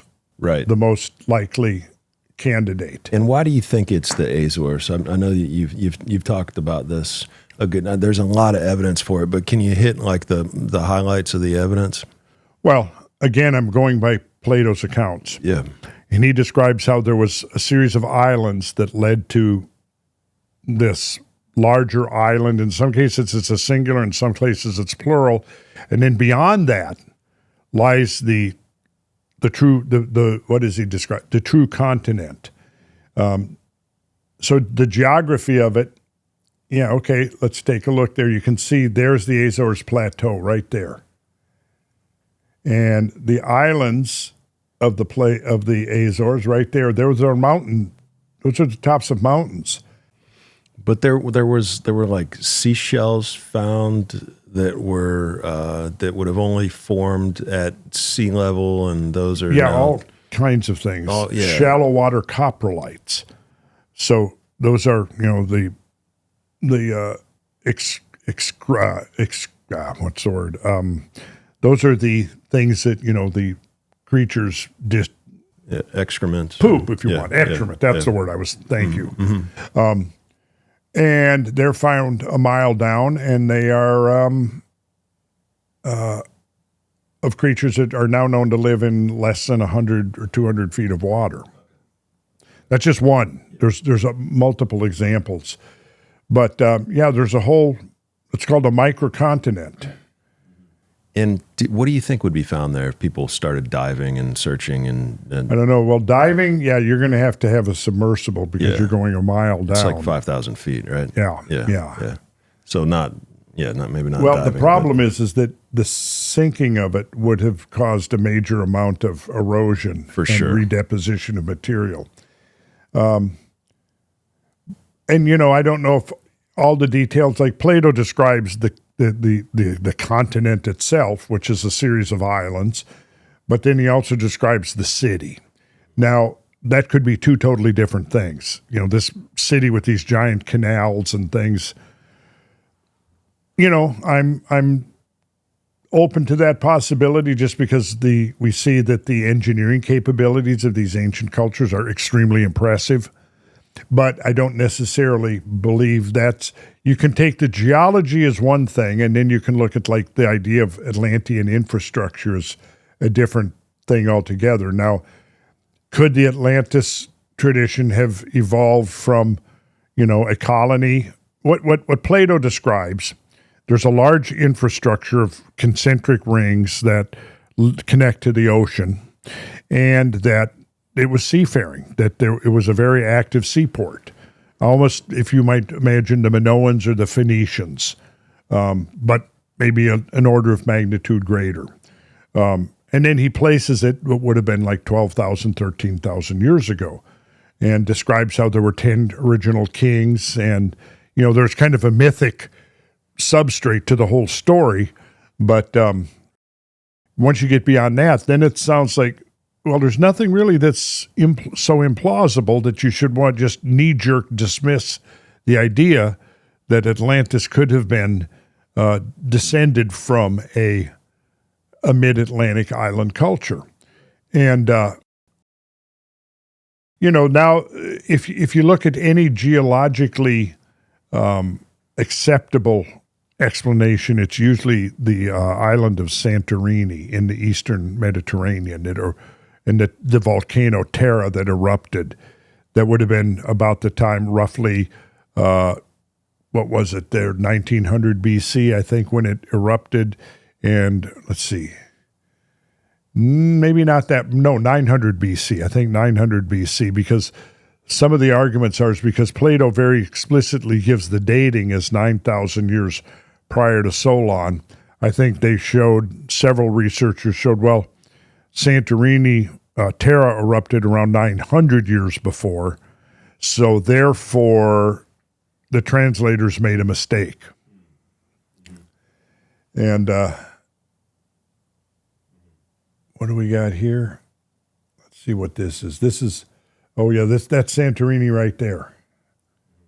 Yeah, that's in the eastern Mediterranean. And that erupted, and it probably sent a big tsunami that hit the island of Crete and was responsible for destroying the civilization on Crete. And then so a lot of scholars have said, well, that was the most likely origin story of Atlantis. Jimmy Corsetti's description of Atlantis is he's more on the in Mauritania, right, the reshaped structure. Yeah, I mean that I've really admired both of your works on this, and I don't see why it can't be both. Like why the capital city couldn't be the reshaped structure. And let me put it to you this way: when I was really studying impact structures, I thought the reshaped structure looked like a prime candidate for an impact structure. So I started reading into it, and then I saw that the consensus was that it was not a hypervelocity impact, that it was actually a endogenic, meaning from within, and it was likely a salt dome that had risen up, which they do, and then had been leveled off through erosion. Yeah, there it is right there. Because people kept asking me, what about the reshaped structure? Well, I had already heard of it in the context of having been looking for impact structures, and then so I had red, and there is a whole upwelling of magma below it. And I could, I have that all in this Atlantis program. And my main problem with it is that it's a couple of thousand feet above sea level. So I'm like, well, wait a second. If we take the Atlantis account at face value, it's very clear that it subsided. I mean, everything, all of the translations, the Greek itself only create one scenario. It subsided beneath the Atlantic. And it describes it as being west of the Pillars of Heracles, which is the Straits of Gibraltar. And it describes how there is a series of several islands. You cross those islands, you get to the islands of Atlantis, and then if you keep going, you get to the opposite, the continent that's on the opposite side of the true ocean, which almost seems to imply somebody knew about North America. And they called it, Atlantic the true ocean, and then they refer to the Mediterranean as being only a harbor to the true ocean, and that this Atlantis was an island or islands in the mid-Atlantic that sank. And the Azores Plateau has all kinds of evidence of having sunk at the end of the last ice age. We definitely we could go through it. If he had it there, I would say let's pull it up and look at it. But I'd rather look at it when we've got the slides and I can show you the quotes. And I have to disagree with Jimmy on this one. And the main reason I would say, first of all, is that, two reasons. One is that there have been extensive geological studies that would suggest it's a purely natural feature. And if you can imagine, you've got strata, layers like this, multiple strata, and then you have an updoming, and then you were to decapitate that, what you would see is a series of concentric rings. But then I've taken Plato's account, which is, he gives very detailed analysis of the ringed structure, which is the city, and they're all based on stades. And it's a very precise geometry. And I've taken that because a stade is just over 600 feet. So he describes the ringed structure. He gives the exact measurements in stades. So I've recreated that. Then I've juxtaposed that at scale on the reshaped structure, and they're completely disproportionate. The reshaped structure is way too big. And when you see that, that's pretty... Because a lot of people that were like, which is it, who have looked at my material I've put together, have come away convinced that, maybe this is not looking so credible. But, I would actually prefer to be able to we walk through the evidence. Yeah, and it's good stuff. And enough that a couple of fellows that have seen it actually now have gone to the Azores. One of them has been there twice now. Came back, and people on the Azores actually have legends and the belief that, this is it. This was Atlantis. And there's a lot more to the history. I mean, if you've got a civilization 40,000 years ago that was navigating the oceans, I mean, why couldn't they be? I mean, that's Southeast Asia. Why couldn't they be in the Azores? Why couldn't they be? That's exactly the point. Just all over. Exactly. Yeah. So I mean, it could be.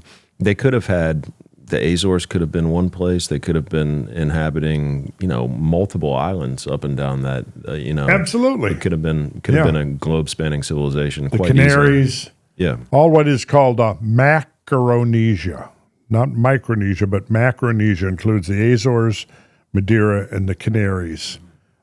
Maybe some others, but those are the main ones that compose that.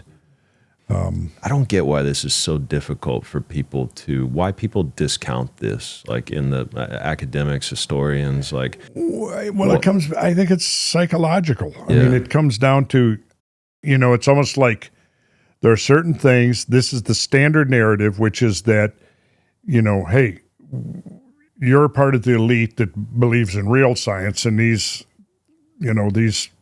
characters over here, they believe in pseudoscience like Atlantis. Well, you don't even look at, like I went into it with an open mind. I wasn't a believer or non-believer in Atlantis, other than the fact that it struck me as very coincidental, the timing of it. I read a couple of books in the late 70s after I read Ignatius Donnelly. Then I read a couple more books. One of them was called The Secret of Atlantis by Otto Mook. He was a German physicist who believed that Atlantis was in the mid-Atlantic, and it had been destroyed when there was a hypervelocity bolide impact into the Atlantic Ocean. And he published that book in 79 or 80, and I read it around that time, and I thought, and he also, that was the first place I ever heard of the Carolina Bays, because his theory was that you had a large object coming in from the northwest. It spalled off thousands and thousands of pieces of the outer as it's coming in at a low angle to the atmosphere, and all of these pieces are what caused the Carolina Bays. And then the main bulk of the nucleus of this thing plunged into the Atlantic Ocean, and that was when, and that, I think it was translated into English from the German in 1980, which was interesting because he speculates in there that the object was originally about 6 miles in diameter. Well, that same year is when you had the Alvarez hypothesis about the extinction of the dinosaurs. They published the paper about the Cretaceous Tertiary mass extinction, and they had found this iridium layer in Italy at a KT outcrop. And they weren't looking for that. They were looking at something else. They wanted to know how much what they were doing is they were looking at this, it's called the fish layer, the magic layer. It had a bunch of names, but it was the transition between the Cretaceous down here and the Tertiary up here. And they wanted to know how much time actually transpired between this transition between the two. And this was also not only the Cretaceous period and the Tertiary, it was also the distinction, the separation between the Mesozoic era and the Cenozoic era. So it was a major dividing line, and it seemed that you had this thin layer, and you can actually see pictures of the Alvarez father-son team standing, and the thing is only like this thick. But so they analyzed it to try to figure out how much time elapsed, over this succession of this stuff, and that's when they discovered the iridium spike. And then they thought, it was like 100 times or more than the background account of iridium, and iridium is rare in the Earth's crust because it's a siderophile. It loves iron. So the assumption is that the absence of iridium in the Earth's crust was because in the early days of the Earth's formation, there you go, right there. There it is, the Paleocene.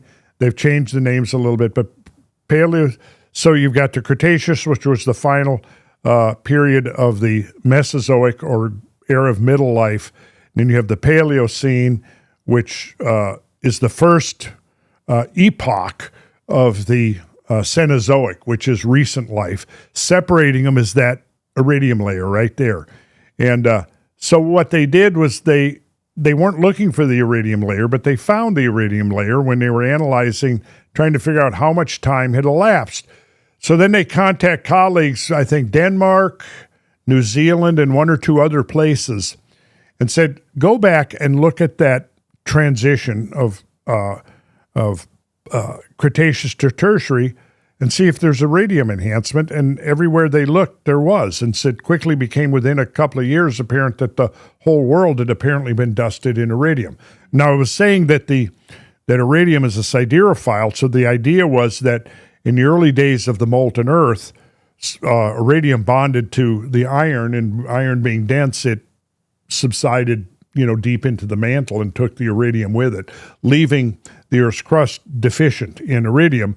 But iridium is found in abundance in meteorites.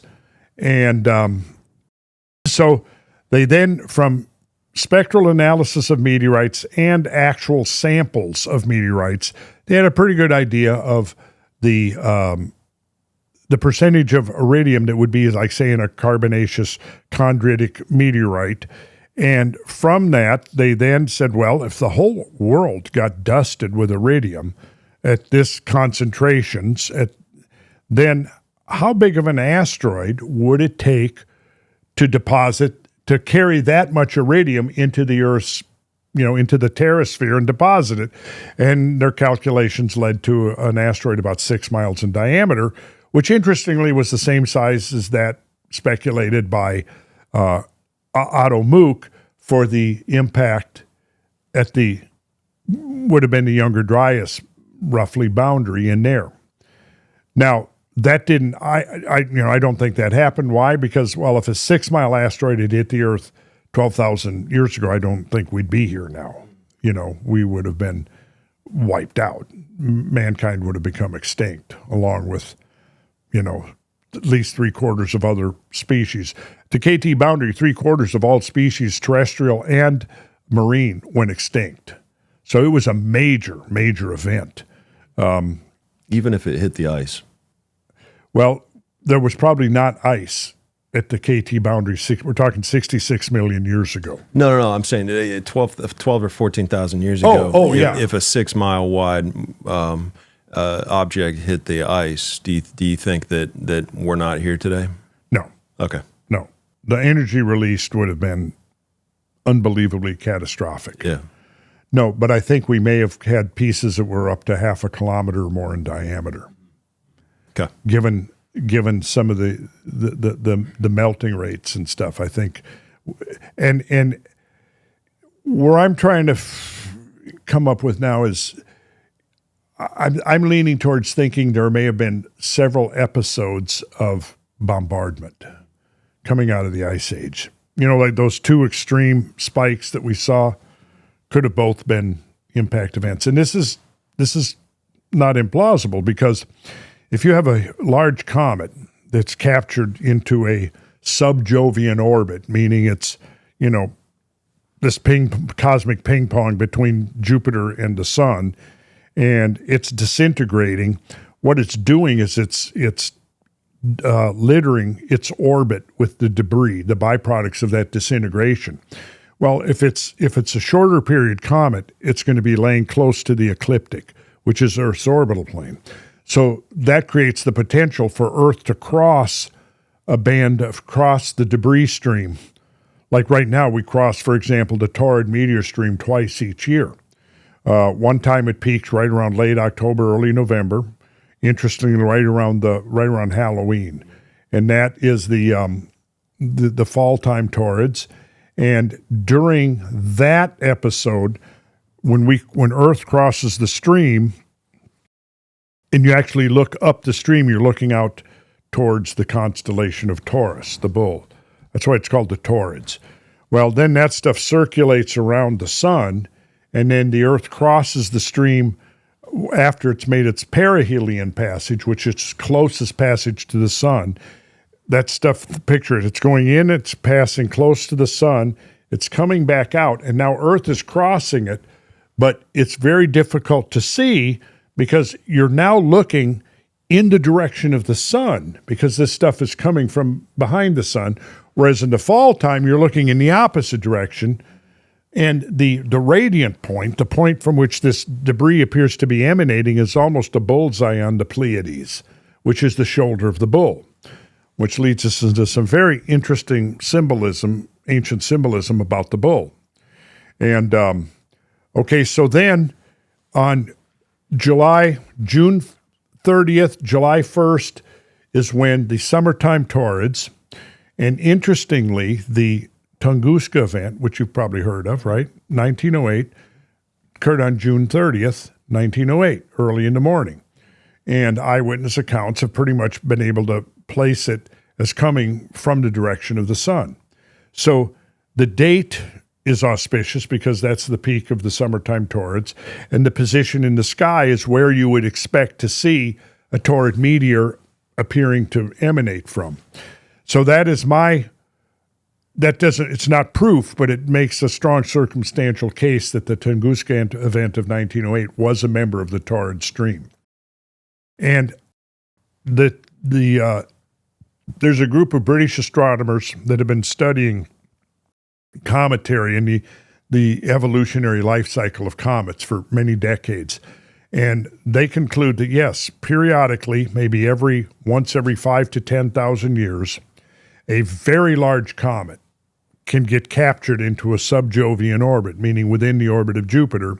It'll begin to undergo a hierarchy of disintegration events, and it will litter Earth's orbital path with clusters of debris. Eventually, that debris will spread out uniformly throughout the orbital path. But early on, in the early stages of disintegration, there will be clumps where, as the Earth is passing through, the probability of an impact increases by a couple of orders of magnitude. And it's the analogy I use is, imagine, you've got a racetrack and all these cars are racing around it, and then you've got this empty country road that comes and cuts across the racetrack, right? And if you're driving on the empty country road, there's no other traffic, your chances of having any collision are going to be very, very slim, right? Now, you hit the racetrack and you cross the first the first roadway of the racetrack, and now let's assume that it's early in the stages of disintegration, and so you've got your race cars are all clumped together pretty much, right? Or even like if you watch a track meet, the runners all start out together, and then later on they're all spread apart. Same idea. Well, if the clump is over here when you're crossing, your chances of collision are small. But if you're crossing and the clump is right there at the time, the cluster or whatever, now your probabilities increase enormously. And it's going to take, like, the Taurid meteor stream now is relatively diffuse. But the evidence suggests that it was originally a very, very large comet that came into the inner solar system between 25 and 30,000 years ago. And what we now see as the Taurid meteor stream is a remnant of the breakup of this really large comet. And it's very possible that the influx of that material into the inner solar system and into an Earth-crossing orbit is what led to the final phase of the Great Ice Age. Because remember, I was talking about there being that intermediate period where it looked like there was forest growing in Canada. Well, that appears to have been over by sometime between 25 and 30,000 years ago. And then the ice began to rapidly re-expand. So a hypothesis might be is that comet comes in, breaks up. One thing might be is that a lot of it might end up as cosmic dust. Earth crosses through this cosmic dust. It gets accreted into Earth's atmosphere, increases the opacity of the atmosphere, reflects the sunlight back off, and then that triggers a radical drop in global temperature. Now, if you have an impact into land, well, now what happens? Well, impact into land, you're going to inject large amounts of dust into the atmosphere that will circulate around. It'll also produce primary fires at the point of impact. Then the fallback debris will create a whole bunch of secondary fires. So you end up with, like, there's evidence that 10 to 20% of all the biomass on Earth burned up at the Younger Dryas, right? That puts a lot of soot into the atmosphere. So between dust and soot, you're now increasing the opacity of the atmosphere. And to me, that is a likely explanation for this sudden plunge in temperature that was associated with the Younger Dryas, right? And then that has to clear out after a period of time. Now, what's interesting, though, is if you have an impact into the ocean, it's going to inject large amounts of water vapor. This is a greenhouse gas, the most effective greenhouse gas. So you're going to have a short-lived runaway greenhouse effect. Additionally, if you have a multi-impact event and some of those impacts are into land, you've got now particulate matter injected into the atmosphere, and that particulate matter provides the nuclei for raindrops. You know, when they do by engineering, and they're trying to create rain, and they silver chloride and whatever it is that they dump into the atmosphere, because that provides a nucleus, and then the moisture in the atmosphere will accrete around that nucleus and rain out. So you're going to get the same effect when you, if you have a lot of fine particulate matter in the atmosphere, along with water vapor. You now have the recipe for hellacious rainstorms. And I think that could explain why we have major evidence for mega floods that are not geographically located where they could have been direct meltwater. And I've got some, if Ryan goes back to the, we'll just do like a quick run through and you'll see some examples. If you go back to my PowerPoint show, Ryan. Okay, so now this is kind of where we left off the slideshow. These are the giant current ripples in Montana. And showing the current flow. This was, I think I'm about 2,500 feet up when I took this picture. So go to the next slide, Ryan. You can see how extraordinary these are. I mean, there's like actually, let's see. There's a farm down there. There's a couple of farms down there that you can barely see. So yeah, those hills in the distance were pretty much overtopped by the water. And this is a 5 mile wide, the water was 1,400 feet deep. Okay, go on. Then this is in Washington. That's a gigantic boulder bar in the Columbia River that's also a relic of the same flood. Here the waters were about 800 feet deep. The ripples are on the same order of magnitude. They're 30 to 50 feet in amplitude and 200 to 400 feet in wavelength. Water was moving towards the viewer here. So these are two of the more famous, prominent rippled fields, but there are many. There are dozens more. They're being discovered all the time, and especially now with LIDAR, they're showing up in places nobody knew that they existed. Let's go to the next slide. We'll go through. Okay, pause here for a second. Now, I want you to look at this. This is a giant erratic boulder scattered over the hillsides in the Columbia Valley at the mouth of McNeil Canyon. Now, if you look up on top of those hills, you'll see that there are boulders scattered all the way to the top, right? You see some over there on the left just sitting around. Okay, so now go to the next slide. Okay, we've zoomed in. And the next slide, I put a couple of my buddies in the picture so you can see the scale of this thing. That's funny. Yeah, so this giant deposited by a melting iceberg that was stranded on the hillside is found near the mouth of McNeil Canyon. Now go to the next slide, and here's a graphic I found in an old geology text that pretty much shows the mechanism. You have a giant, huge discharge of water choked with icebergs, and some of these icebergs have big erratic boulders sitting on them. And this perfectly pictures. Yeah, look at this. Now this is now stranded on the hillside 400 feet above the Columbia. So this was water up to this level.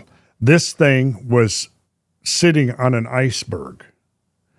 And that iceberg stranded on the hillside here, then it melted away. And this is its cargo left behind. Let's see, go to the next. I think I've got one here. They think it was stranded on the iceberg because there's no other way that it could have gotten there. Is that right? Pretty much, yeah. But I think I can show you how it ends up. There's a whole scenario that you have to like reconstruct. You've got to be able to simultaneously have some kind of event that produces huge amounts of meltwater, fractures large amounts of ice, and somehow can load some of those icebergs with these giant boulders. Now, here's another one here. This is Jaeger Rock, glaciofluvial basalterratic on the Waterville Plateau. So you see, the next slide should show you, yeah, and you can see the human figure there next to it. And see, and you see it sitting in this mound of debris. Well, that's called a berg mound, because if you've got an iceberg that's coming from a glacier. That's really dirty ice. It's not clean ice. Now, let's suppose you got an ice chunk of ice. It's floating in the meltwater. Doesn't have the boulder on it. But when that ice chunk of ice strands, like it's being swept along, right? Then the water begins to subside. The ice will strand on the land. It'll come to ground. Then when it melts, it leaves behind, it's actually called a berg mound. And you can find hundreds, maybe even thousands of these berg mounds strewn all through the pathways of the floodwaters. Some of them have giant erratics. Most of them don't. Most of them are just, it's a mound of debris. So it's just the dirt that was all inside of the ice itself, yes. Wow. But that doesn't explain how you get a Right. 10,000 ton boulder on it. Right. So how do you get a 10,000 ton boulder on it? Well, that's funny you should ask. Well, this is okay. That's why they pay me the big bucks here, Randall. It's a bit of a tale. That's why they pay me the big bucks as the host. I can set up these questions for you. No problem. Okay, so we've seen the Great Cataract Complex at Dry Falls. Okay, let's go to the next one there. Ryan's laughing because I'm not. Okay, this is going to give you some good sense of scale here. You ever been to Niagara? Yes. Okay, so you've seen, this is Horseshoe Falls. Now, notice the horseshoe shape. Yes. Right? This alcove, it's called, the alcove. Well, this has to do with water flow. And it's basically, think of it this way. Look at my hands here. You've got a flow of water, right? The most friction is along the channel walls. That slows the water down. Right here in the middle, the water's moving faster. So what happens is you get what's called the velocity curve. So the velocity curve, if you're looking down at the velocity curve and you've got arrows representing the speed of the water, they're longer in the middle flow and they get shorter as you move towards the perimeter. Well, then the erosion is the inverse of the velocity profile. That's what you're seeing. So it erodes faster in the middle of the current. And that's why you get this natural horseshoe shape. Go back one, Ryan, again. And you see, that's what you've got. You've got multiple alcoves there. And this is one of the things now when you're studying maps like this, you can look for these kinds of features here, and they are made by water flow. That's these recessional cataracts. Okay, let's go forward, Brian. So the water's coming from the northeast up, straight down, correct, to the southwest, and it's digging those holes as it goes over. It's eroding and everything's falling out, and it's creating. And then the stuff as it gets plucked and falls down. And if you look at this one, you can look just to the right of the airplane wing, and you'll see boulders down there. Those boulders are the size of the one we just saw the two guys standing next to. Wow! And that's debris that got plucked in the erosion of this horseshoe here and then dropped. And the whole floor actually is, if you dug into that, it's probably 100 feet or more thick of debris and boulders and rocks and gravel that got dumped. Water came from the north. You can see the scoured landscape on the above. The cliffs are about 400 feet high. Now, let's go to the next one, and you're going to see Horseshoe Falls at scale. Back up one there. Look up in the upper left corner. That's Horseshoe Cataract at Niagara at the same scale. So you can see how this extinct waterfall, how gigantic it is. And we're only looking at one alcove here. Right? Go to the next one now, Ryan. Okay, and then we're going to juxtapose Horseshoe Falls of Niagara in this one. There we go. Yeah. And that's to scale? That's to scale. Niagara's about, 150? Then these cliffs are 400 feet. It's incredible, Randall. All right, let's see what's next. Okay, so here's like the wreckage of the late Pleistocene world lie in massive heaps strewn throughout the pathways of the great cosmic floods. So this is the outwash from Grand Coulee that I was talking about. And you got mile after mile of this stuff. So prior to the flood, this was all part of the bedrock. And now what's interesting is you look right down there towards the left-hand corner, you see all this dark basalt rock, and then you've got that lighter colored. That's granite from Canada. Really? Yeah. Huh. So that to me is a very important clue as to where this origination of this water actually came from. All right, let's move on. So this is the outflow of Lake Missoula. This is the Clark Fork River Valley, Lake Pend Oreille up there. This is the northern panhandle of Idaho. So the lower Clark Fork River Valley and eastern part of Lake Pend Oreille. The ice dam, which is what the current explanation for the flood is, was that it was a lake formed behind an ice dam. And I reject that idea for multiple reasons. Right. The ice dam is presumed to have been a sublobe of the glacier filling the area of Lake Pend Oreille and extending up the Clark Fork approximately to the dashed lines. And I don't know if you can see, but there's two, you see a red dashed line? Yeah. Okay, so that's, see, there's a, look, right there, okay, back up. So right there, you can see you've got a constricted valley, and then it opens into a basin. There we go. Good. Thank you, Ryan. So this is the Bonneville flood, which originated in Utah. And that's you, right? That's me, yeah. Probably 20 years ago. 20? Okay. Yep. So the Bonneville flood is a giant flood that originated from the outburst of Lake Bonneville. Lake Bonneville, you ever heard of Bonneville Salt Flats? Yeah. Yeah. Okay, that's the flat mineral content that was the bottom of Lake Bonneville. It was 1,000 feet deep. Temporarily rose up to 1,000 feet. If you're ever in Salt Lake, if you look at the Wasatch Mountains to the east of Salt Lake City, you can see the shorelines of Lake Bonneville 1,000 feet above the valley floor. It breached a soft sedimentary rock dam in the north perimeter of the lake, and this flood burst out and carved out the modern-day Snake River, over deep in Hell's Canyon, which is the deepest canyon in North America, and then the floodwaters of Bonneville met the floodwaters of Missoula just south of Lewiston, Idaho. And this is a very important outcrop that I've made 3 or 4 trips to because it's it shows that the two of the greatest floods in North America were apparently happening simultaneous. Now, this was not glacier melt flood. This had to have been rainfall, this flood. And I'm standing on a boulder bar here that's 3 miles long, and you have to picture, this is the debris that was being carried in that flood, these boulders. Okay, so that's Graham Hancock there.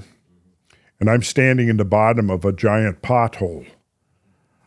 This is on the border this is along the St. Croix Wild and Scenic River, forms the border of Minnesota and Wisconsin.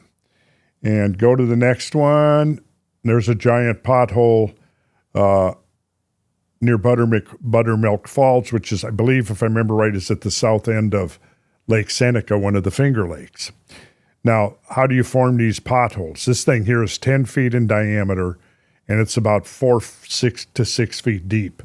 Go to the next one. This is how you form. You have this, it's called colking. And in highly, swiftly moving water, you literally get this vortex for high energy. It's like an underwater tornado. Next slide, Ryan.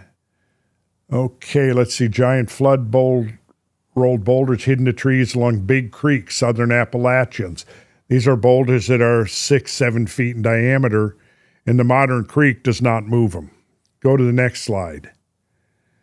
So I hike a lot throughout these creek valleys in the southern Appalachians. And as it says here, this is massive displaced boulders. So this is essentially the byproduct of gigantic floods flowing across the Appalachian Mountains. Next slide. Yeah, look at these. You find these. This is giant boulders along the French Broad River in North Carolina. Next slide. Nakalula Falls. Note extreme undercutting. Now, what you're seeing here, this formation, is not the product of that waterfall.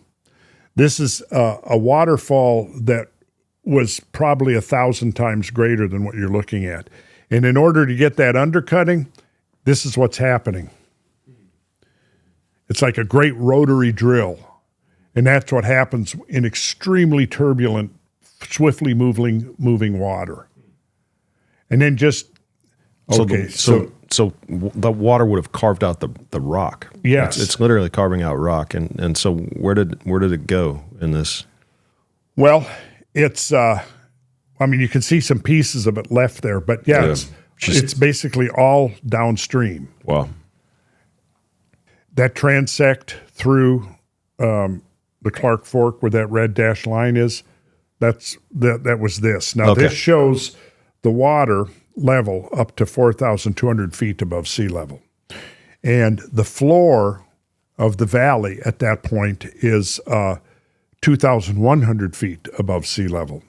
So that means the water depth right there was 2,100 feet. So I've taken at scale, the cross-section of downtown Atlanta and put this in here so you can, if you go to the next slide, Ryan, there you can see that is the skyline of Atlanta to scale. The tallest building in Atlanta is the Bank America building, which is kind of in the middle. And it's just right around just a little less than 1,100 feet in height. So it would take two of those stacked on top of each other to equal the depth of that flood. It's crazy. Now, the next one, you don't see the full width of it, but that would show the depth over. Now, I think one of the takeaways here, again, is that once you begin to realize the scale of these hydraulic events that are associated with the end of the last ice age, what would you see of Atlanta in the aftermath of a flow like this? Nothing. Nothing. Yeah. Nothing at all. It would be completely pulverized. The wreckage of those buildings would be indistinguishable from a natural outcrop. You'd be down to the bedrock underneath it. Yes. Yeah. Let's keep going here.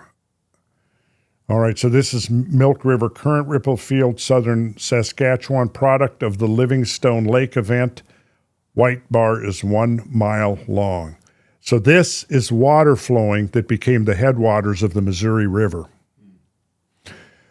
So, we're just, the stuff we've seen here today is really only a sample of the totality of evidence. What I'm doing now is I'm collecting evidence from Europe and Asia, okay, where you see the same kinds of stuff. And again, confirming this idea of planetary scale movement of water. And we need to know about this. We need to know that this is part of recent history. And this, certainly as interesting as like the dinosaur extinction event was, 66 million. Yeah. It doesn't really have the relevance to our own story on the planet as these events do. Right. Because our ancestors were here during all of this. Was that the end or was there more? Yeah, it's crazy to think that how recently this has occurred. Yes. All of this has occurred. It's not like we're going 66 million years ago to some prehistoric time period. This is human. This is all very recent human history. Let's go. Okay, so then here we go. This is the East Fork of the Jemez River, northern New Mexico. And I've hiked miles up this creek, and my friend Brad is standing on that 8-foot boulder. The modern creek, these boulders that you see are not the product of the modern Jemez River. They're relics of an ancient event. And to the best I've been able to date this, it's occurring right around that same epoch, around the Younger Dryas. Let's go to the next one. Look at those. Now imagine as you're looking at that, the power of the water necessary to transport those boulders. Those boulders didn't just appear there, out of some. People look at this and the boulders are there. It doesn't. their mind doesn't go, okay, how did these boulders get here? You know, were they just naturally always here? No, they weren't. They were transported and dumped there. And that's my friend Brad, and there's Jesse when he was younger in the red shirt there. He's been out with me on a lot of these trips. Nice. All great, right, great kid. Yeah. Yeah, he is. All right, so now this might be where we should wrap it up for now. You see Lake Superior up on the right? Okay, what I want you to do is you can actually see the flow pattern coming down, and you can see where this great flow split right there in the middle of the picture. Now, look at the width. Now, look at Lake Superior. These are flows like the greater magnitude than if you had the entire Great Lakes. And look at those prominences. Those would have been islands. So you're saying the Great Lakes could have drained and it wouldn't have caused this much? That's right. Wow. That's right. Yeah. Yeah, it's crazy. That's crazy. right. It's a ridiculous amount of water movement. Yeah, just ridiculous. Yes, it's just ridiculous. And I can remember the first time I saw this digital elevation map. It was a black and white one, and I'm going, wait a minute. No, this can't be. And I start researching, and the more I looked, the more I could see. And it was like evidence like this that I was able to trace some of these flows back to their points of origin. And this water originally emanated up by Great Slave Lake up there in Canada and several of these Great Lakes. Let's go to the next one. And here you have massive current ripples near the Altai Mountains from floods to rival the Missoula floods in magnitude. So this is near the Denisov, how do you say it? Denisovans? Denisovans, yeah. This was where they lived in this area. Okay. And this is near the junction of Siberia, Mongolia, and China. Wow. And there's a whole gigantic landscape that was created by the same scale of floods as Missoula.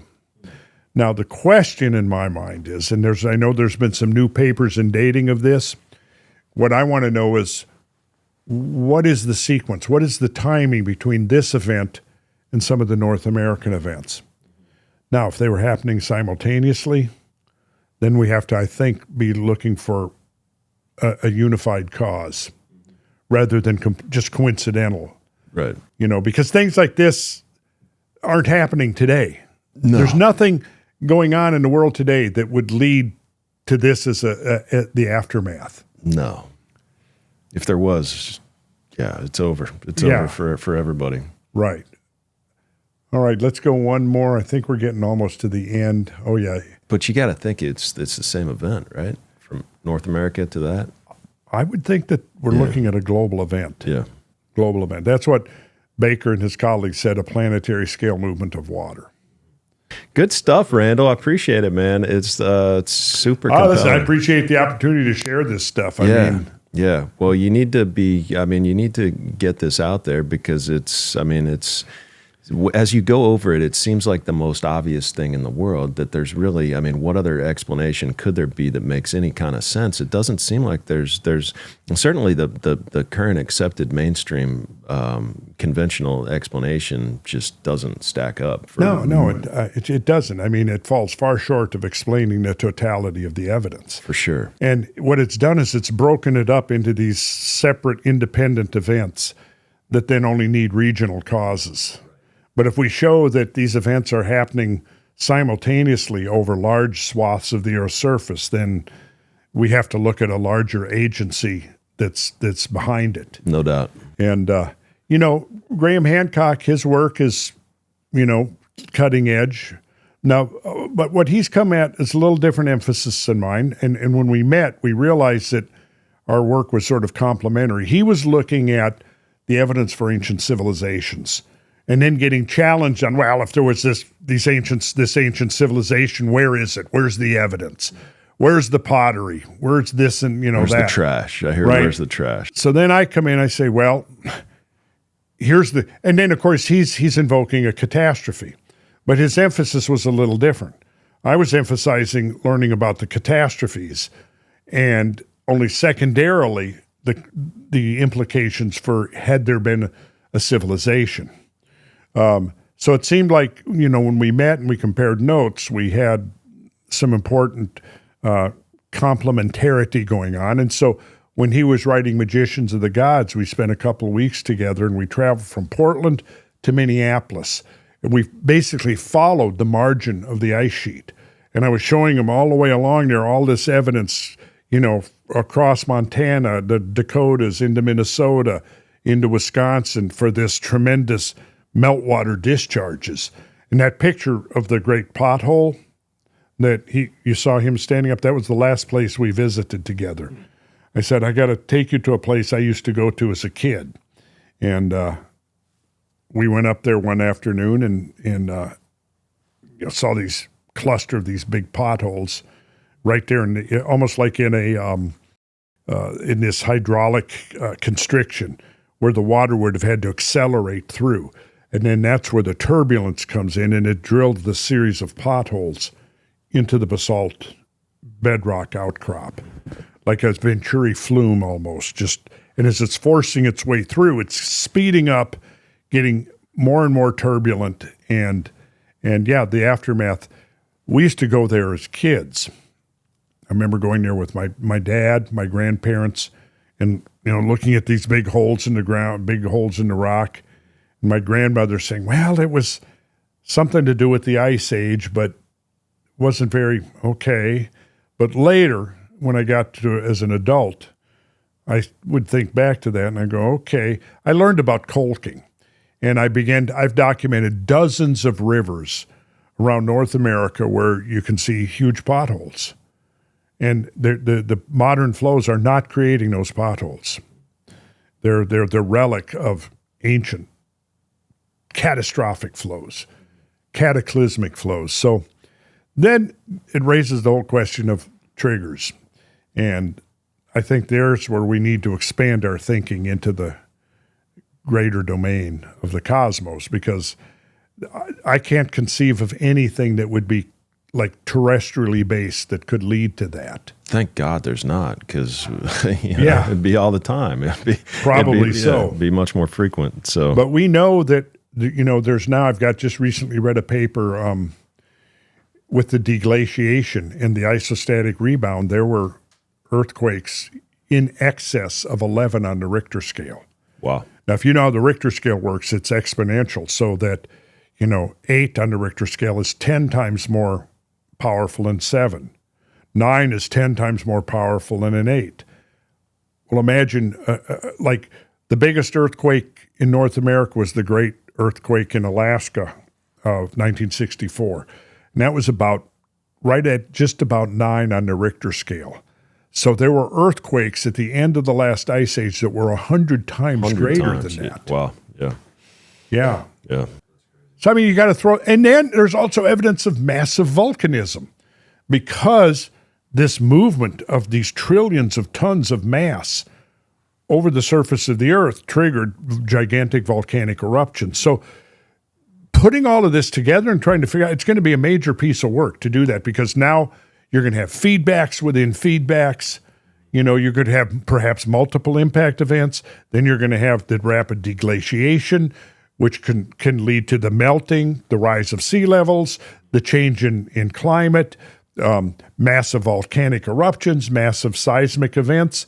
So, it would have been a hell of a time to be alive. Yeah. And you almost wonder, how did we survive? And the answer to that question is where this story gets really interesting. Kind of dovetails back with a little bit what we talked about in our first meeting together. So you can stew over that for a few months. A second cliffhanger. Yeah. Love it. Okay. Yeah.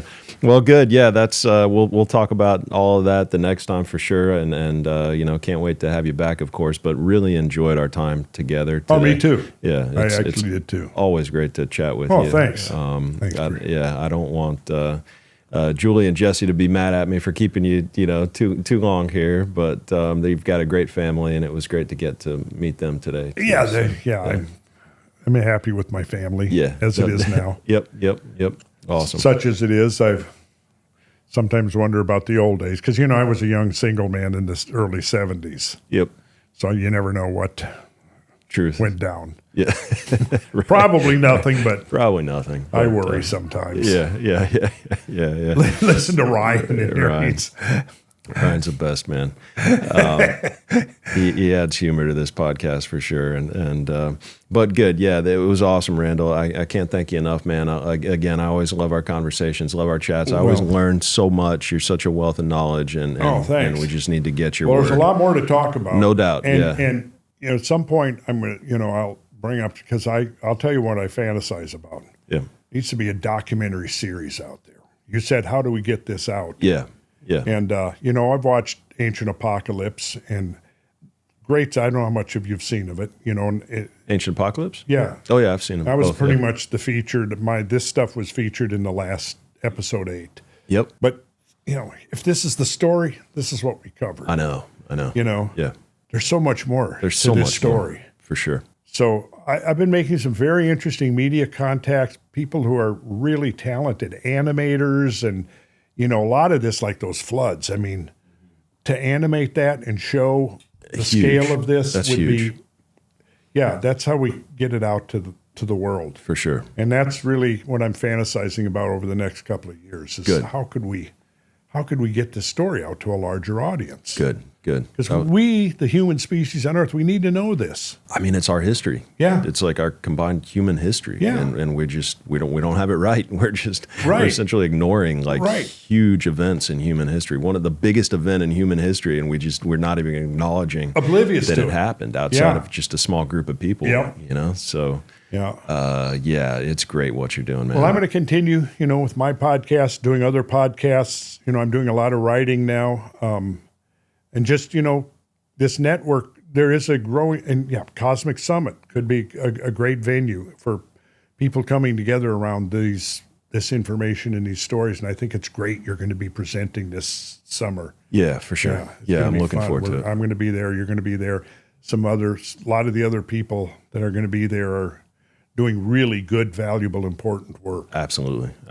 Yeah, there's a lot of mysteries out there that people are exploring in a really smart, scientific, logical, Yes. open-minded way. Open-minded way, Yeah, yes. yeah. Yeah, George does a great job pulling everybody together. Yes, for he sure. is doing a great job. Yep. But yeah, I guess lastly, they're probably going to be all sold out by the time I mentioned this on the episode, but was also very grateful that you were willing to sign 20 Limitless cups during lunch today. So just want to let the audience know that Randall has signed 20 Limitless cups, and they're available for purchase on the channel. So really Charging cool. about, what, $1,800 per cup? Per cup, yeah. Okay, yeah, good. yeah, That's yeah, a deal, Yeah, right? I think it's a good deal. I mean, yeah. Hang on to it for a few years. It'll be worth right. $20,000, Yeah, right? after the series comes out. Yeah, there we go. Right, yeah. Okay. Yeah. Well, good, man. It's been a blast. Yeah. Let's get you home.